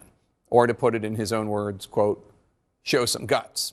CNN's Nick Payton-Walsh is in Tel Aviv, Israel for us. And Nick, just ahead of the news conference, President Trump spoke with a CBS News reporter and said that the war could end soon. He called it very complete. Obviously, there's some mixed messaging here. We were told it was going to take much longer than 10 days. What more did Trump say? What are you hearing from Israeli officials at this hour? Yeah, I mean, there have been suggestions from Israeli counterparts that this may be something that goes on a lot longer. In fact, they've been pushing that message, frankly, relentlessly for some time. Is indeed, for moments, was President Trump as well. Remember, 4 to 5 weeks. We heard that a while back. But underlying throughout all of this comparatively brief conflict so far were the consistent concrete goals that President Trump and his officials kept going back to: getting rid of Iran's missiles, its navy, and its nuclear weapons capability or ability to create that. They stayed the kernel of what the US kept going back to, while at times we would have President Trump talking about wanting to have an influence over who the next supreme leader was, demanding unconditional surrender, although his officials then swiftly said he would choose what indeed that actually meant. So he has really always left plenty of room to define the moment in which he wanted to call this quits. And I think from the beginning, many perceived this as something that economic pressure would put toll upon.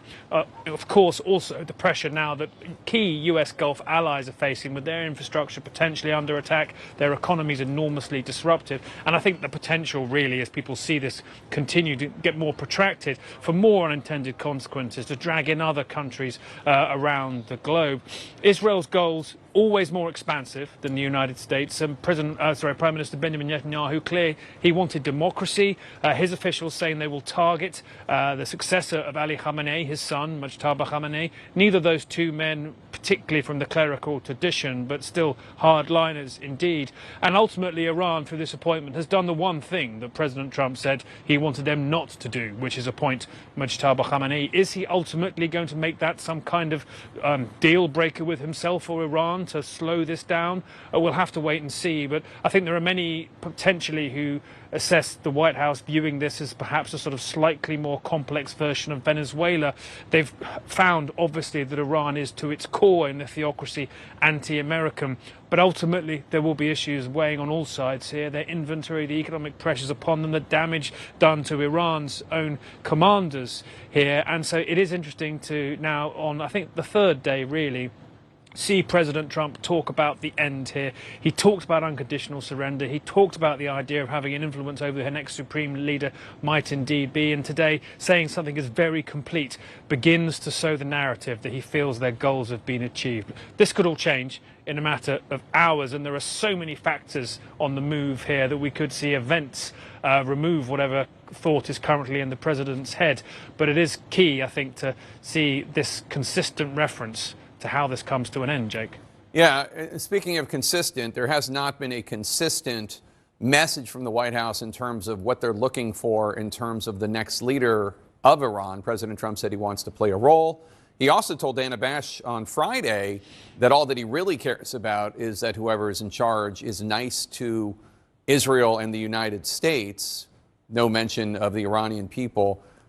What do we know about the new supreme leader, Mojtaba Khamenei, and what role will he play in all of this? I mean, ultimately, he stepped into a position which has clearly had a lot of infighting occurring around it.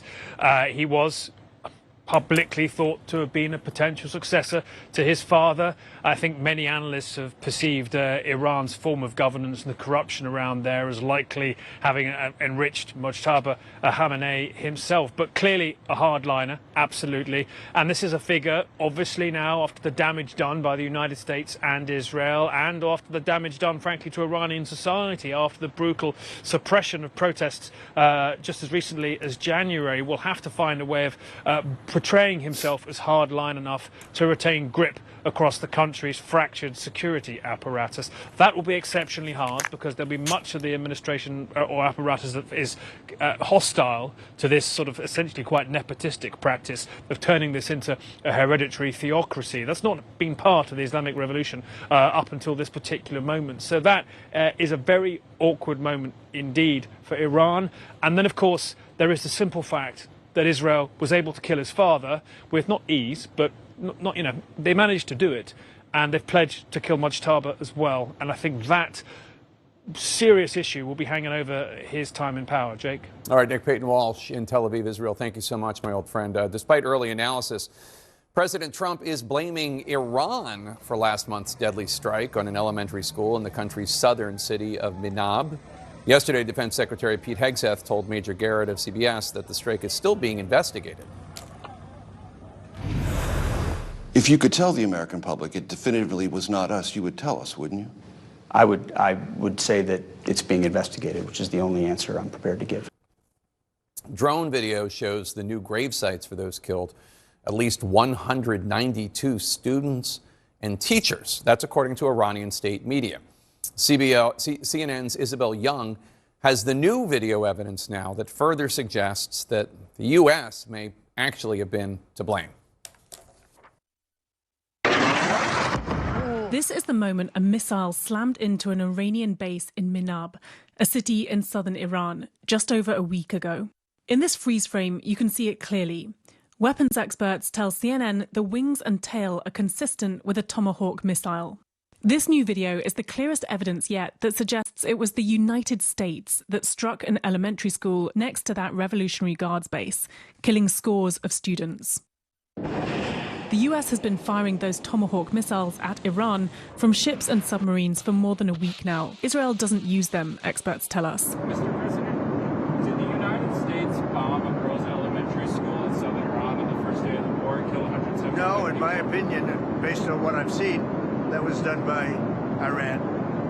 Is that true, Mr. Hegseth? It was Iran who did that? We're certainly investigating. Iran also doesn't use Tomahawk missiles. And using satellite images, it's clear the school was struck nearly simultaneously with strikes on an adjacent Revolutionary Guards base. That suggests precision targeting. CNN geolocated this video. We think this missile struck the military base, not the school. You can see that other buildings in the direction of the school had just been struck when this was filmed. CNN is still trying to gather visual evidence from the ground, and until we see actual remnants from the munitions itself, it's impossible to be definitive. But this is the clearest evidence to date. Ago, President Trump held a press conference largely focused on Iran. He said the U.S. military operation there is ahead of. He said the U.S. has now struck some 5,000 targets in Iran since the war began. It's the beginning of building a new country, but they have no Navy, they have no Air Force, they have no anti-aircraft equipment. It's all been blown up. They have no radar, they have no telecommunications, and they have no leadership. It's all gone. So, you could look at that statement. We could call it a tremendous success right now as we leave here. I could call it, or we could go further, and we're going to go further. Well, what is it? We don't know. We could call it a tremendous success, or we could go further. He did say we will go further, though just a short time before that press conference, he told another reporter that the war there is largely complete. Joining me now, Kristen Holmes from the White House, of course, covers President Trump. Kristen, is the war over or not? Is it clear to you? I mean, Jim, it sounds like it's not over, but one thing is clear, the comments that President Trump made when he was talking to that reporter that it was completely done were something that, for whatever reason, don't seem to actually stand. When he said that this is pretty much completely done or completely over, now there's a lot of speculation that that might have been because the markets were completely spiraling and his comments actually sent them back up into the green. But whether or not it was that or just him spitballing, I mean, the messaging has been all over the place. And one of the ways that he's been communicating the messaging of this war that the United States is currently in is with these kind of 3 to 5 minute long phone interviews with various reporters where he goes out there and then contradicts himself, a day or even an hour later. So what we did learn in all of this was this idea that President Trump said that they'd struck 5,000 targets. At one point he said that they were going to go until they completely eradicated their nuclear ambitions. There's a lot of questions about that in particular because that seems pretty subjective in terms of when you could determine that that had been done. And then he also said that they were way ahead of schedule. It seems as though he's leaving the timeline very open-ended here and probably on purpose. Now, I do want to note, Jim, probably the most interesting part of this press conference is when he was asked about that school, the girls' school that was struck in Iran. He seemed to walk back his comments that he made on Air Force One. He had been asked then and said that it was Iran who had done that bombing. And then Pete Hegseth, who was standing right behind him, Secretary of Defense, kind of said it's still an and we're looking at everything, not backing up the president. Now, President Trump during this press conference was asked about it again, and he said it was an ongoing investigation. He kind of walked away from that. It was definitely Iran. He did say, however, it was done by a Tomahawk missile and then claimed that Iran had Tomahawk missiles, which I don't believe that we have any intelligence that shows that they have Tomahawk missiles. But at the end, he said that whatever the report shows or the investigation shows, that's something that he's going to live with. So that was an interesting moment because that was one of the only times we've seen him actually acknowledge and walk back something that he said. What we've seen instead when it comes to this war, this attack in Iran, is just compounding statements over and over again, some of which don't actually agree with each other. But that was one notable walk back. No, because he may have already been told, right, that the information points in that direction, right, and preparing the groundwork for that. Let me ask you if I can, because the president said that had the U.S. not attacked Iran last year in the operation called Midnight Hammer, that Iran would have a nuclear weapon and would have used it before this press conference, that is before today. Are you aware of any intelligence assessment that the White House has shared to back up that statement? No, and he also said that first it would have really, Iran would have really taken over the Middle East if it wasn't for Operation Midnight Hammer, which happened back in June. Then he said they were going to take over the Middle East anyway, this time around, if he hadn't struck first, if he and Israel hadn't struck first. That is not any indication that the intel that we have seen or been briefed on by sources who have seen the intelligence, who said that there was nothing imminent, that in terms of a nuclear weapon, it was likely closer to 10 years before they would have a nuclear weapon. And any sort of strikes that Iran was going to make were going to be in retaliation to a strike from America, from Israel, from any country, and that those retaliation strikes would not be preemptive, because obviously retaliation and preemptive are two very different things.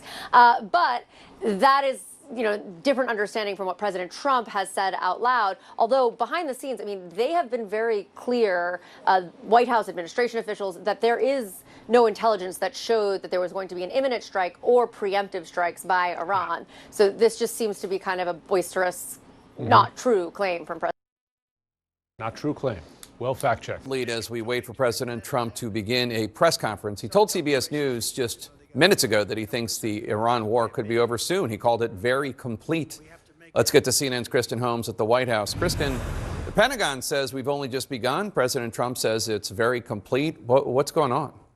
Yeah, actually, we saw Pete Hegseth, the Secretary of Defense, just moments after President Trump said this to CBS, reposting this tweet that said this is just the beginning. So clearly not on message. Now, I would say that President Trump was dialing it back. This is what he just said to Republicans. Take a listen. We took a little excursion because we felt we had to do that to get rid of some evil.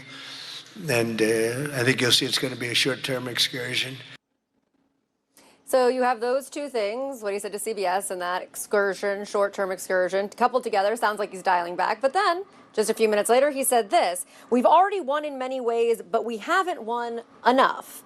We go forward more determined than ever to achieve ultimate victory that will end this long-running danger once and for all." There is so much messaging here that is all over the place. And President Trump, part of his strategy has been this, having these kind of 3-minute to 5-minute phone calls with various reporters, talking to them about what the strategy is for the war, and then contradicting himself in the next interview. So what we are going to see in a few moments is President Trump actually taking questions from a full press corps, giving remarks that are just supposed to be about Iran, although, of course, it is President Trump, and perhaps we'll get a more fulsome answer on where exactly all of this stands, because right now there is a lot of mixed messaging here. And since the start of the war, the UAE has faced a barrage of missiles and drone attacks from Iran. CNN's Paula Hancock explores why the Gulf nation has become a key target in this conflict. The impact of strikes in the United Arab Emirates is far beyond the U.S. military and political targets that Iran claims. Hotels, airports and energy infrastructure have been damaged by more than 1,700 missiles and drones fired since the start of the war. Target destroyed. The Emirati military has intercepted more than 90%. UAE President Mohammed bin Zayed Al Nahyan has visited the injured in hospital, giving rare comments, warning the country's enemies. Do not be misled by the United Arab Emirates' appearance. The UAE has thick skin and bitter flesh. We are no easy prey. After decades of bitter rivalry between Iran and its Gulf neighbours, recent years had seen a rapprochement between Tehran and Abu Dhabi. Trade was expanding. Around 500,000 Iranians call the UAE home. So why is Iran seemingly firing more projectiles at the UAE than at Israel, the country who, along with the United States, started this war? Dubai is really the epicenter of globalization. It's a powerhouse. And any attacks on the United Arab Emirates, on Dubai, is really a power multiplier from the Iranian perspective. It rattles the world economy. Around 100 kilometers of water separate the UAE from Iran. Missiles do not take long to reach Emirati shores. Literally, it's next door. It's much easier to attack Dubai and the United Arab Emirates than to attack other countries, let's say Jordan or Israel, because Israel is well protected by an air defense system. Iran cites the US strategic alliance as a reason to fire on Gulf nations. President Donald Trump was here last May, securing pledges for $3 trillion worth of deals from the UAE, Qatar and Saudi Arabia. We have an Iran situation which we're going to take care of. One way or the other, we're taking care of. It'll be taken care of 100%. This is not how the UAE or any Gulf nation wanted it to be taken care of. They had lobbied Trump to favor diplomacy over war, and a refusal to allow Trump to use its air bases or its airspace has not insulated the UAE from Iran's retaliation. Relations between the UAE and Iran had been strained since Iran's 1979 Islamic Revolution. 3 islands claimed by Abu Dhabi are still controlled by Tehran. But the UAE did restore its ambassador to Tehran in 2022, signalling a cautious diplomatic reset after years of strain. A reset that has been shattered by Iran's decision to force its neighbours into this war. Paula Hancock's CNN, Dubai.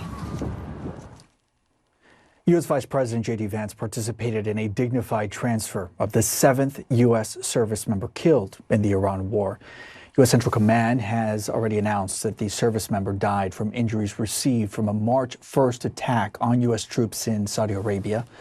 The military on Monday identifying him as 26-year-old Army Sergeant Benjamin N. Pennington of Glendale, Kentucky. War with Iran stretches into a second week. U.S. President Donald Trump is giving conflicting answers on how much longer it will last. He says the war could end soon or go further. those comments as strikes are ongoing. U.S. Central Command has released a video showing 3 strikes on what it says were Iranian missile launchers.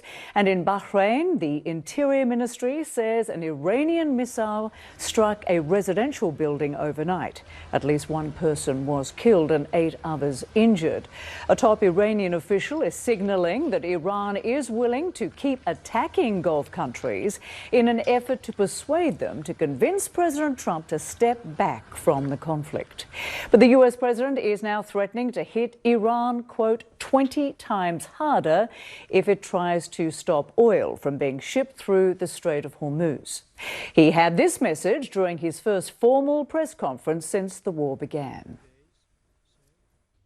I will not allow a terrorist regime to hold the world hostage and attempt to stop the globe's oil supply. And if Iran does anything to do that, they'll get hit at a much, much harder level. I will take out those targets that were easy and that I mentioned just before. We'll take them out so quickly, they'll never be able to recover, ever. CNN's Oren Lieberman joins me now from Tel Aviv. So, Oren, what is the latest on Israeli and U.S. strikes on Tehran? Those continue, and you just heard President Donald Trump reference this at an incredibly intense pace as both the U.S. and Israel work their way down an extensive target list of the Iranian regime, the intelligence apparatus, the Navy, that part being focused on by the U.S., and ballistic missiles and launchers. That's been a target since the very beginning, and that very much continues as, according to Iranian state media, the death toll in Iran has now crossed 1,200. And according to Iranian state media, in one of the squares in Iran, rescue workers were looking to look for survivors and uncover the body of those killed in an attack that hit the square in what they say is a residential building in Tehran itself. Iranian state media says some 40 people were killed in that attack. A number CNN cannot independently verify. But this, as we see continued strikes not only in Tehran by the Israeli military, who said they launched another wave of attacks late last night, but also the U.S. continues to carry out those attacks. And as you pointed out, U.S. Central Command, which governs U.S. military operations in the Middle East, also released footage of going after ballistic missile launchers. The trucks that you see in the video hiding in what appear to be tunnel shafts or underneath a tree, I think is what you see in one part of the video there.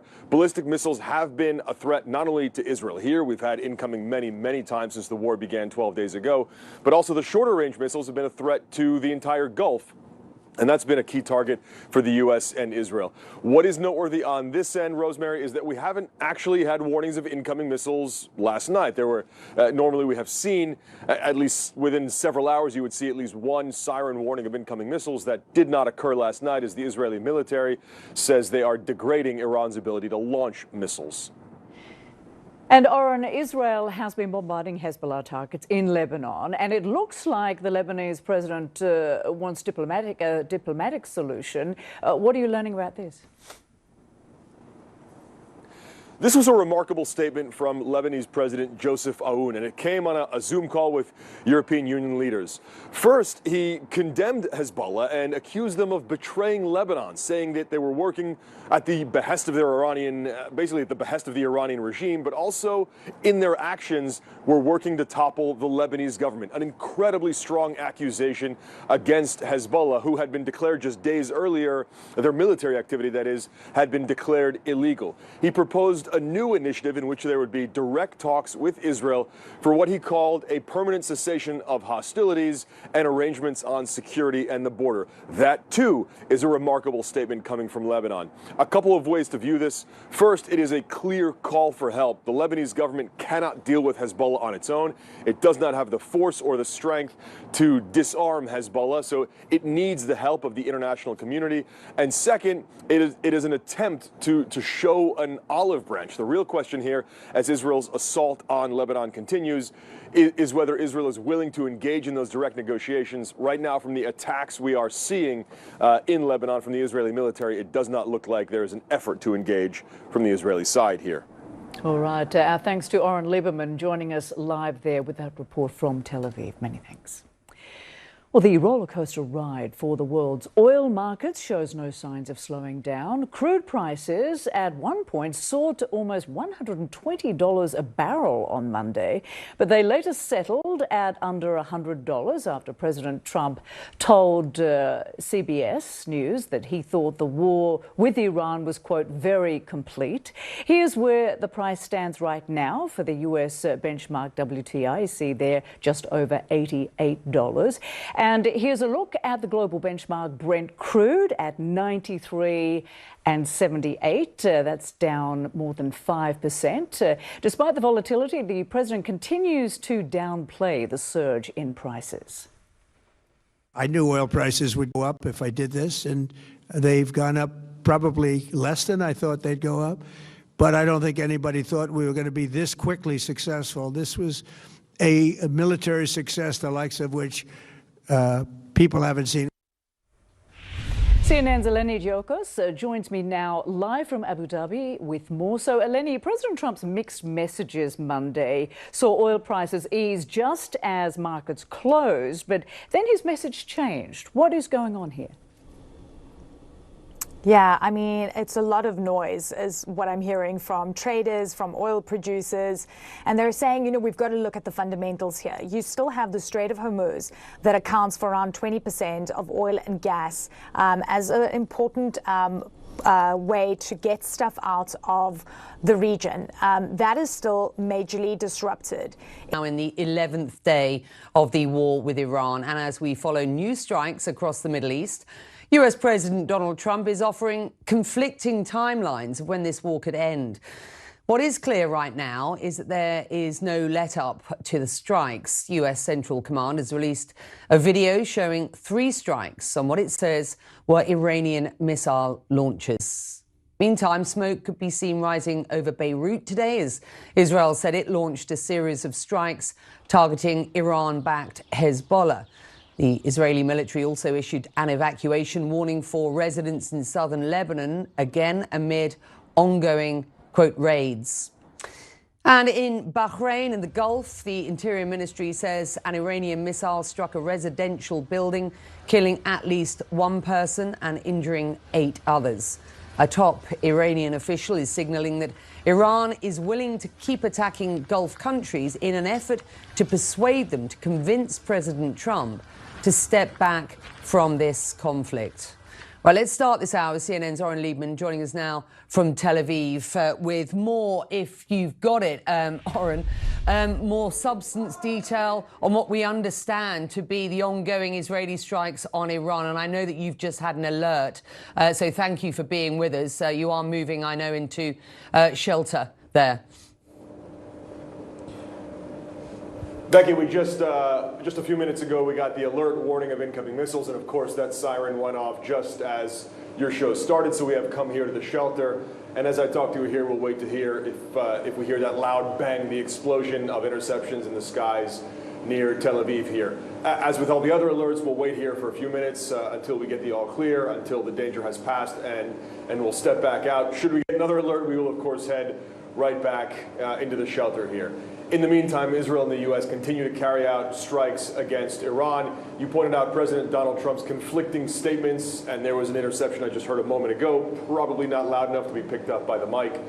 But President Donald Trump's conflicting plan, if you will, for how long this war will go on, whether it's about to end, whether he considers this victory but not enough victory. So that's a key question here. From what we have heard from Israeli officials and conversations with the Israeli military, there is still a plan for more strikes against the Iranian regime, against the IRGC, the military. So from the Israeli perspective, this isn't at the point where Israel is looking at the end, and you see that in the intensifying strikes, not only in the capital of Tehran, but also across the country, as Iranian state media reports that the number of people killed in Iran has passed 1,200, including Iranian state media saying a strike that hit a residential building, what they call a residential building, in a square, and there was another interception, in a square in Iran, resulted in the deaths of 40 people. That's a number that CNN cannot independently verify.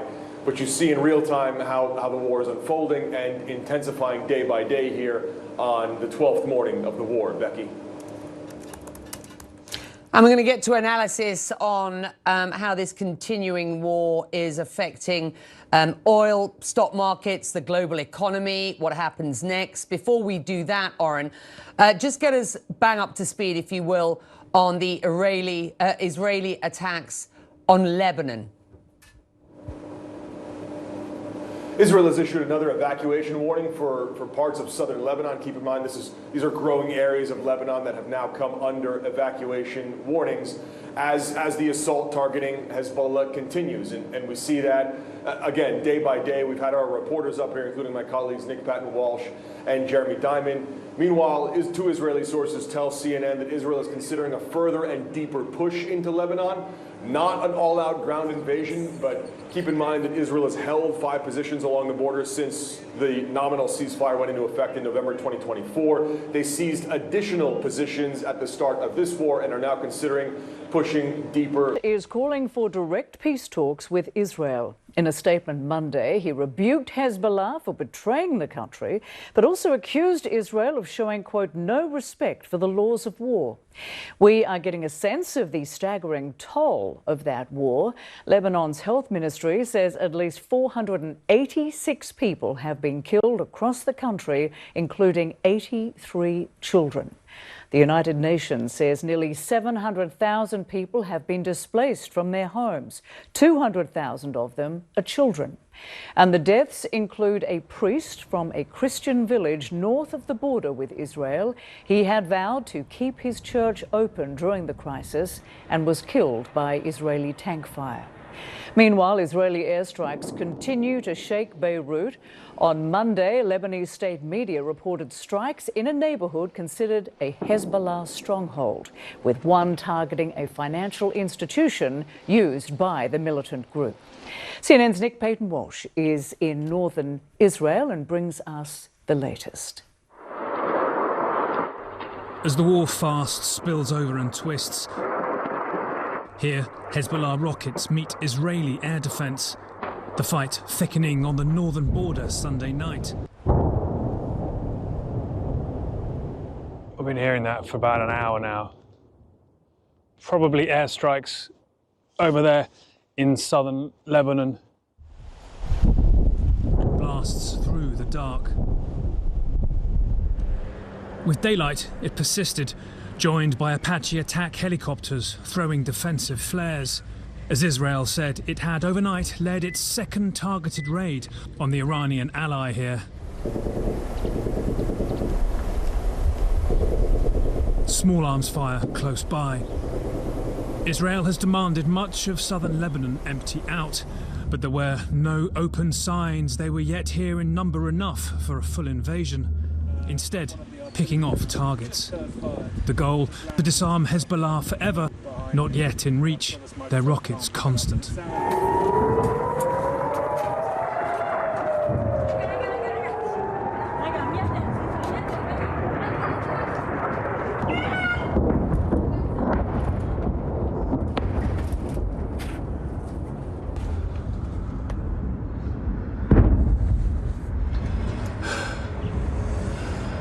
Right over our head. The house where we took cover had 28 alerts last night. How long is it? Like about 10 seconds? No, it's immediate. You need to hear the more that I hear the siren, like it's the moment that you need to be inside shelter. Don't you get tired of this? We get tired. We don't have any choice. Yeah. It's our home. Devastated Lebanon, their view here has a feeling of repeat from late 2024, where Israel took on Hezbollah and whole towns evacuated, but now many are staying put. In fact, this shop opened 3 days before the new conflict began. Owner Ori saying he's working 250 miles an hour, doing mostly home deliveries. But it was a difficult business decision to open a supermarket 200 meters from Hezbollah, or not? It wasn't an easy decision, he said, but I had no doubt that if other people lived here, I could as well. Life here, trying to act as if nothing is happening, although it surely must, if Israel's goals are to be met. Nick Patton-Walsh, CNN, Metula, Israel. awaiting the U.S. naval fleet in the Strait of Hormuz. U.S. President Trump had previously said that his administration is thinking of taking over the strait, which is a globally vital oil and shipping lane. CNN operates in Iran with the permission of the Iranian government, as required under the local regulations, but maintains full editorial control over what it reports. CNN Fred Plykin has the latest from Tehran. The Iranians certainly have been listening to some of the things that President Trump has been saying about the Strait of Hormuz throughout really the course of the day and the course of the evening. And I was in touch with a senior Iranian source earlier tonight who essentially said to me that the Iranians believe that they're the ones who can, if they want to, have a chokehold on the Strait of Hormuz. Claimed that the Iranians are even drawing up plans for possible duties on ships trying to transit the Strait of Hormuz that are affiliated with what the Iranians call the enemy state, obviously meaning the United States. So any state friendly to the United States, those ships, the Iranians say, would then have to pay duties to the Iranians. But what they also say, and I want to quote from what the source told me, said the Strait of Hormuz is closed no matter how much noise Trump makes and threatens, the strait will not open. We hold the screw to the global oil price in our hands, and for a long time, the U.S. will have to wait for our actions to control the price. So obviously the Iranians are threatening to, as they put it, keep the Strait of Hormuz closed or close the Strait of Hormuz down despite those threats from President Trump. And the Iranians throughout the better part of the day have been saying that this war, as they call it, between themselves, the U.S. and the Israelis, will end on Iran's terms and when the Iranians see fit. And the Strait of Hormuz is directly linked, of course, to the rise and fall of oil prices in recent days. CNN's Richard Quest has more on how control of the passage is affecting global oil supply. What I see happening is these fears continuing because there are it's a pincer movement. On the one hand, you have a complete shutdown of the supply through the Strait of Hormuz. Nothing's getting through, and that's just over a quarter of the world's oil supply. Nations across the Persian Gulf are reporting fresh aerial attacks as Iran ramps up its pressure campaign on U.S. allies in the region. Drones and ballistic missiles were detected over the UAE and Qatar on Monday. Debris from an air defense interception injured 2 people in Abu Dhabi, and sirens sounded in Bahrain, warning people to seek shelter. As the conflict intensifies, thousands of travelers remain stranded throughout the Middle East. Some airlines are now working to reopen limited flight routes to travel hubs in the Gulf to help passengers finally get back home. And joining us now with the latest, live from Doha, Qatar, is CNN's Bijan Husseini. So, Bijan, what is the latest on these efforts to resume flights for some of these stranded travelers? Yeah, well, we're seeing more and more flights both into and out of the region in the last couple of days. It's a very welcoming development. We actually went to Doha's airport yesterday and we spoke with some of the travelers jumping on these flights. Here's what they had to say. At Doha's Hamid International Airport, departure boards that sat frozen for more than a week are beginning to move again. The regional conflict forced Qatar to close its airspace after repeated missile and drone attacks. For most of these travelers, their stay here in Doha wasn't supposed to last this long. A lot of them were just transiting through 10 days ago before finding themselves in the middle of an escalating regional crisis. When asked if Iran's new supreme leader, Mojtaba Khamenei, is now a target for Israel, the foreign minister said, quote, "You'll have to wait and see," but went on to denounce Khamenei as an anti-American, anti-Western hardliner. As the war with Iran rages on, European nations are seeking to defend their interests. French President Emmanuel Macron says his country is deploying about a dozen naval vessels to the Mediterranean Sea, the Red Sea, and potentially the Strait of Hormuz. He says they will provide defensive support to allies threatened by the conflict. Speaking aboard an aircraft carrier off the coast of Crete on Monday, Macron said the situation remains extremely volatile. I want to tell the French people that France, at this time of great turmoil in the region, is operating calmly and methodically in the service of protecting its citizens, in partnership with its allies, and in a strictly defensive manner, and in the service of freedom of movement to ultimately defend our own interests, our citizens, our security, and access to the resources we need, as well as for the global economy, and to live up to our responsibilities, meaning to stand alongside our partners and those with whom we have defense agreements, nothing more. For more on how European countries are responding to the conflict in the Middle East, we're joined now by CNN producer Sebastian Schuckler in Berlin. Good morning to you, Sebastian. So what more are you learning about what France and indeed other European nations plan to do? Well, good morning, Rosemary. President Macron, when he was talking on mainland Cyprus yesterday before that visit to the Charles de Gaulle aircraft carrier, described an attack on Cyprus as an attack on all European nations. And the maneuvering and posturing from the French president has been very clear in recent days. That aircraft carrier that he was standing on has actually arrived in recent days in the Eastern Mediterranean, just off the coast of Cyprus, which obviously is the EU or one of the EU 27's closest member states to this theatre of conflict going on in the Middle East. What the Europeans are trying to project here is a sense of defence, but also security and partnership with its other EU 27 allies. And this is very much what President Macron was trying to portray yesterday. The fact that all of these defensive, this aircraft carrier strike group will be there. It will be alongside 12 other naval vessels as well in the region. Is all defensive in nature. None of this is to try to lure or try to provide the Europeans a way to get into this conflict. In fact, it's the complete opposite. They are wanting to stay out of it as best they can, but they are being dragged into it very slowly. And some of that is coming as a result of those spiking gas and oil prices because of that issue of transit through the Strait of Hormuz. And what Emmanuel Macron is suggesting is that once the war is over, he's prepared to deploy French naval vessels to escort ships through the Strait of Hormuz to be able to restore the global supply. But we're seeing at the moment, which is a complete and utter bottleneck. And today as well, Rosemary, we're also seeing that continued show of strength and support for Cyprus is continuing. The German Foreign Minister, Johann Wadephul, is speaking right now in Nicosia alongside his counterpart and reiterating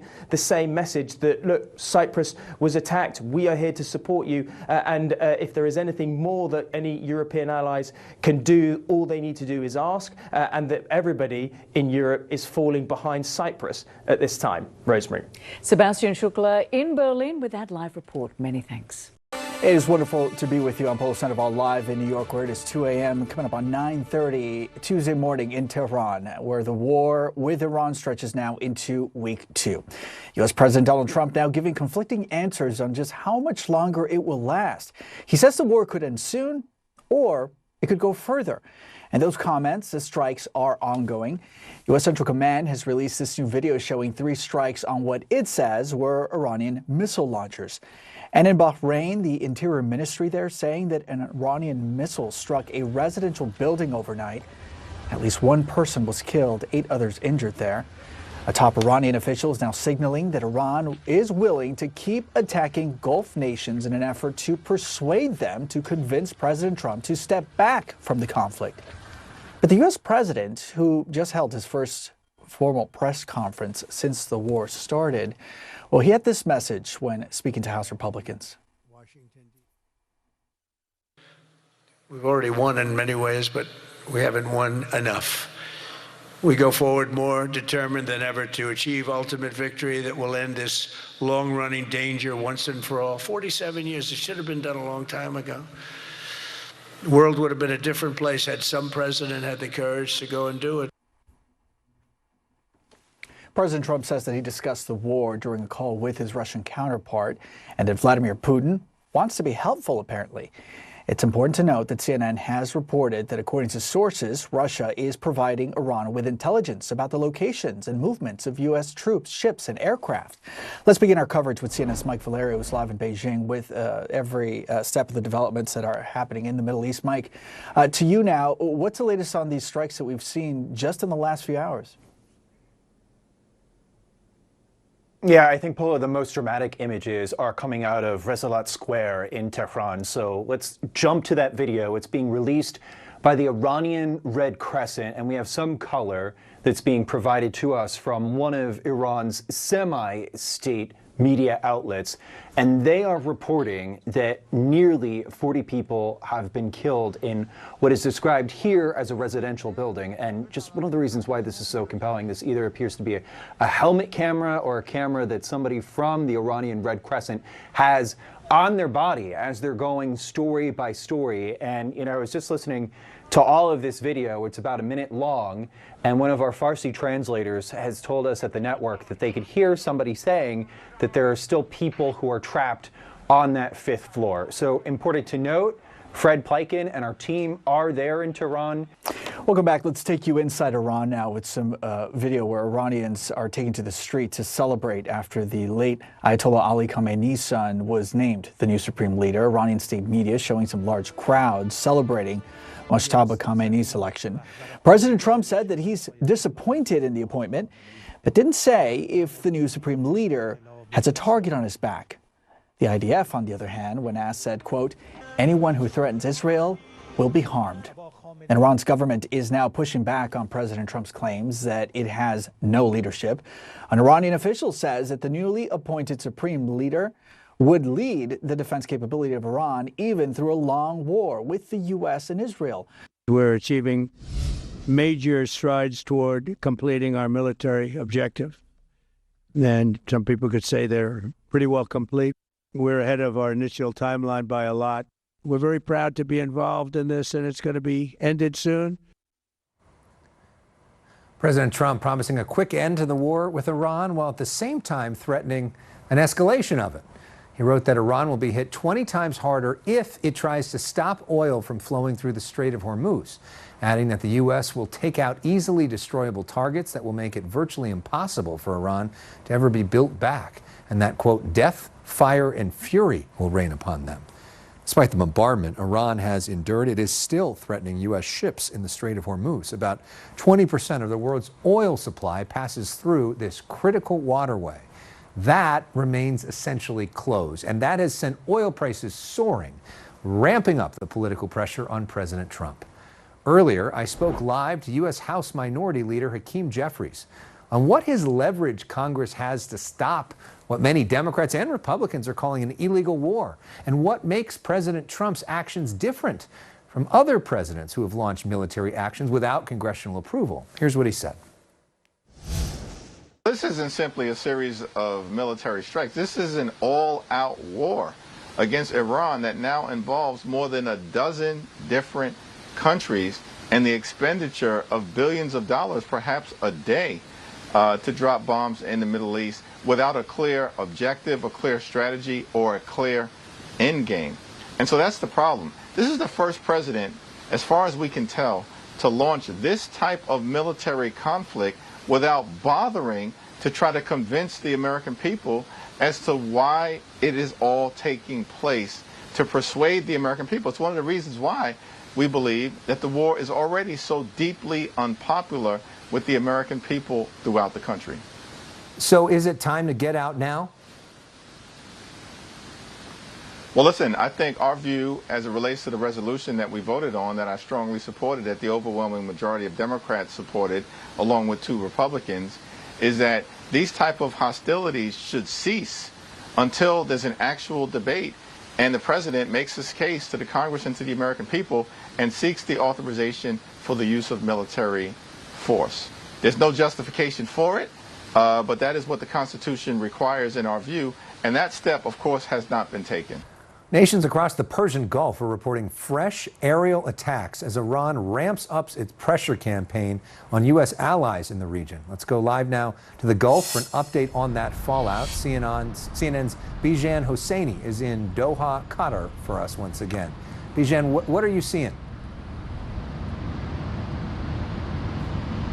Hi, Alex. Well, the short answer is no signs of slowing down. As you mentioned, renewed attacks kind of across the Gulf. But on the other hand, we're seeing a slow return to normalcy here almost. Traffic a lot more dense today than it was this time a week ago when I spoke to you. And we're seeing people head into the office a bit more. We're also seeing a big ramp up of flights, both into and out of Qatar, an indication of maybe things returning to normal. We actually headed to the airport yesterday and managed to speak to some travelers lucky enough to board some of those flights back to their countries. Let's take a listen to what they had to say. At Doha's Hamad International Airport, departure boards that sat frozen for more than a week are beginning to move again. The regional conflict forced Qatar to close its airspace after repeated missile and drone attacks. For most of these travelers, their stay here in Doha wasn't supposed to last this long. A lot of them were just transiting through 10 days ago before finding themselves in the middle of an escalating regional crisis. But now, limited flight corridors are opening and they're finally able to go home. Among the passengers leaving today, Derek and Madeline. How do you say your baggage stay? Yeah. I think so. Their flight home to London couldn't come soon enough. Derek has a heart condition and his medication soon ran out. I had no complaints. Everything was fine until my tablets ran out. So we're now getting really urgent. And I've already missed 2 appointments in England through the delay. So I got 2 serious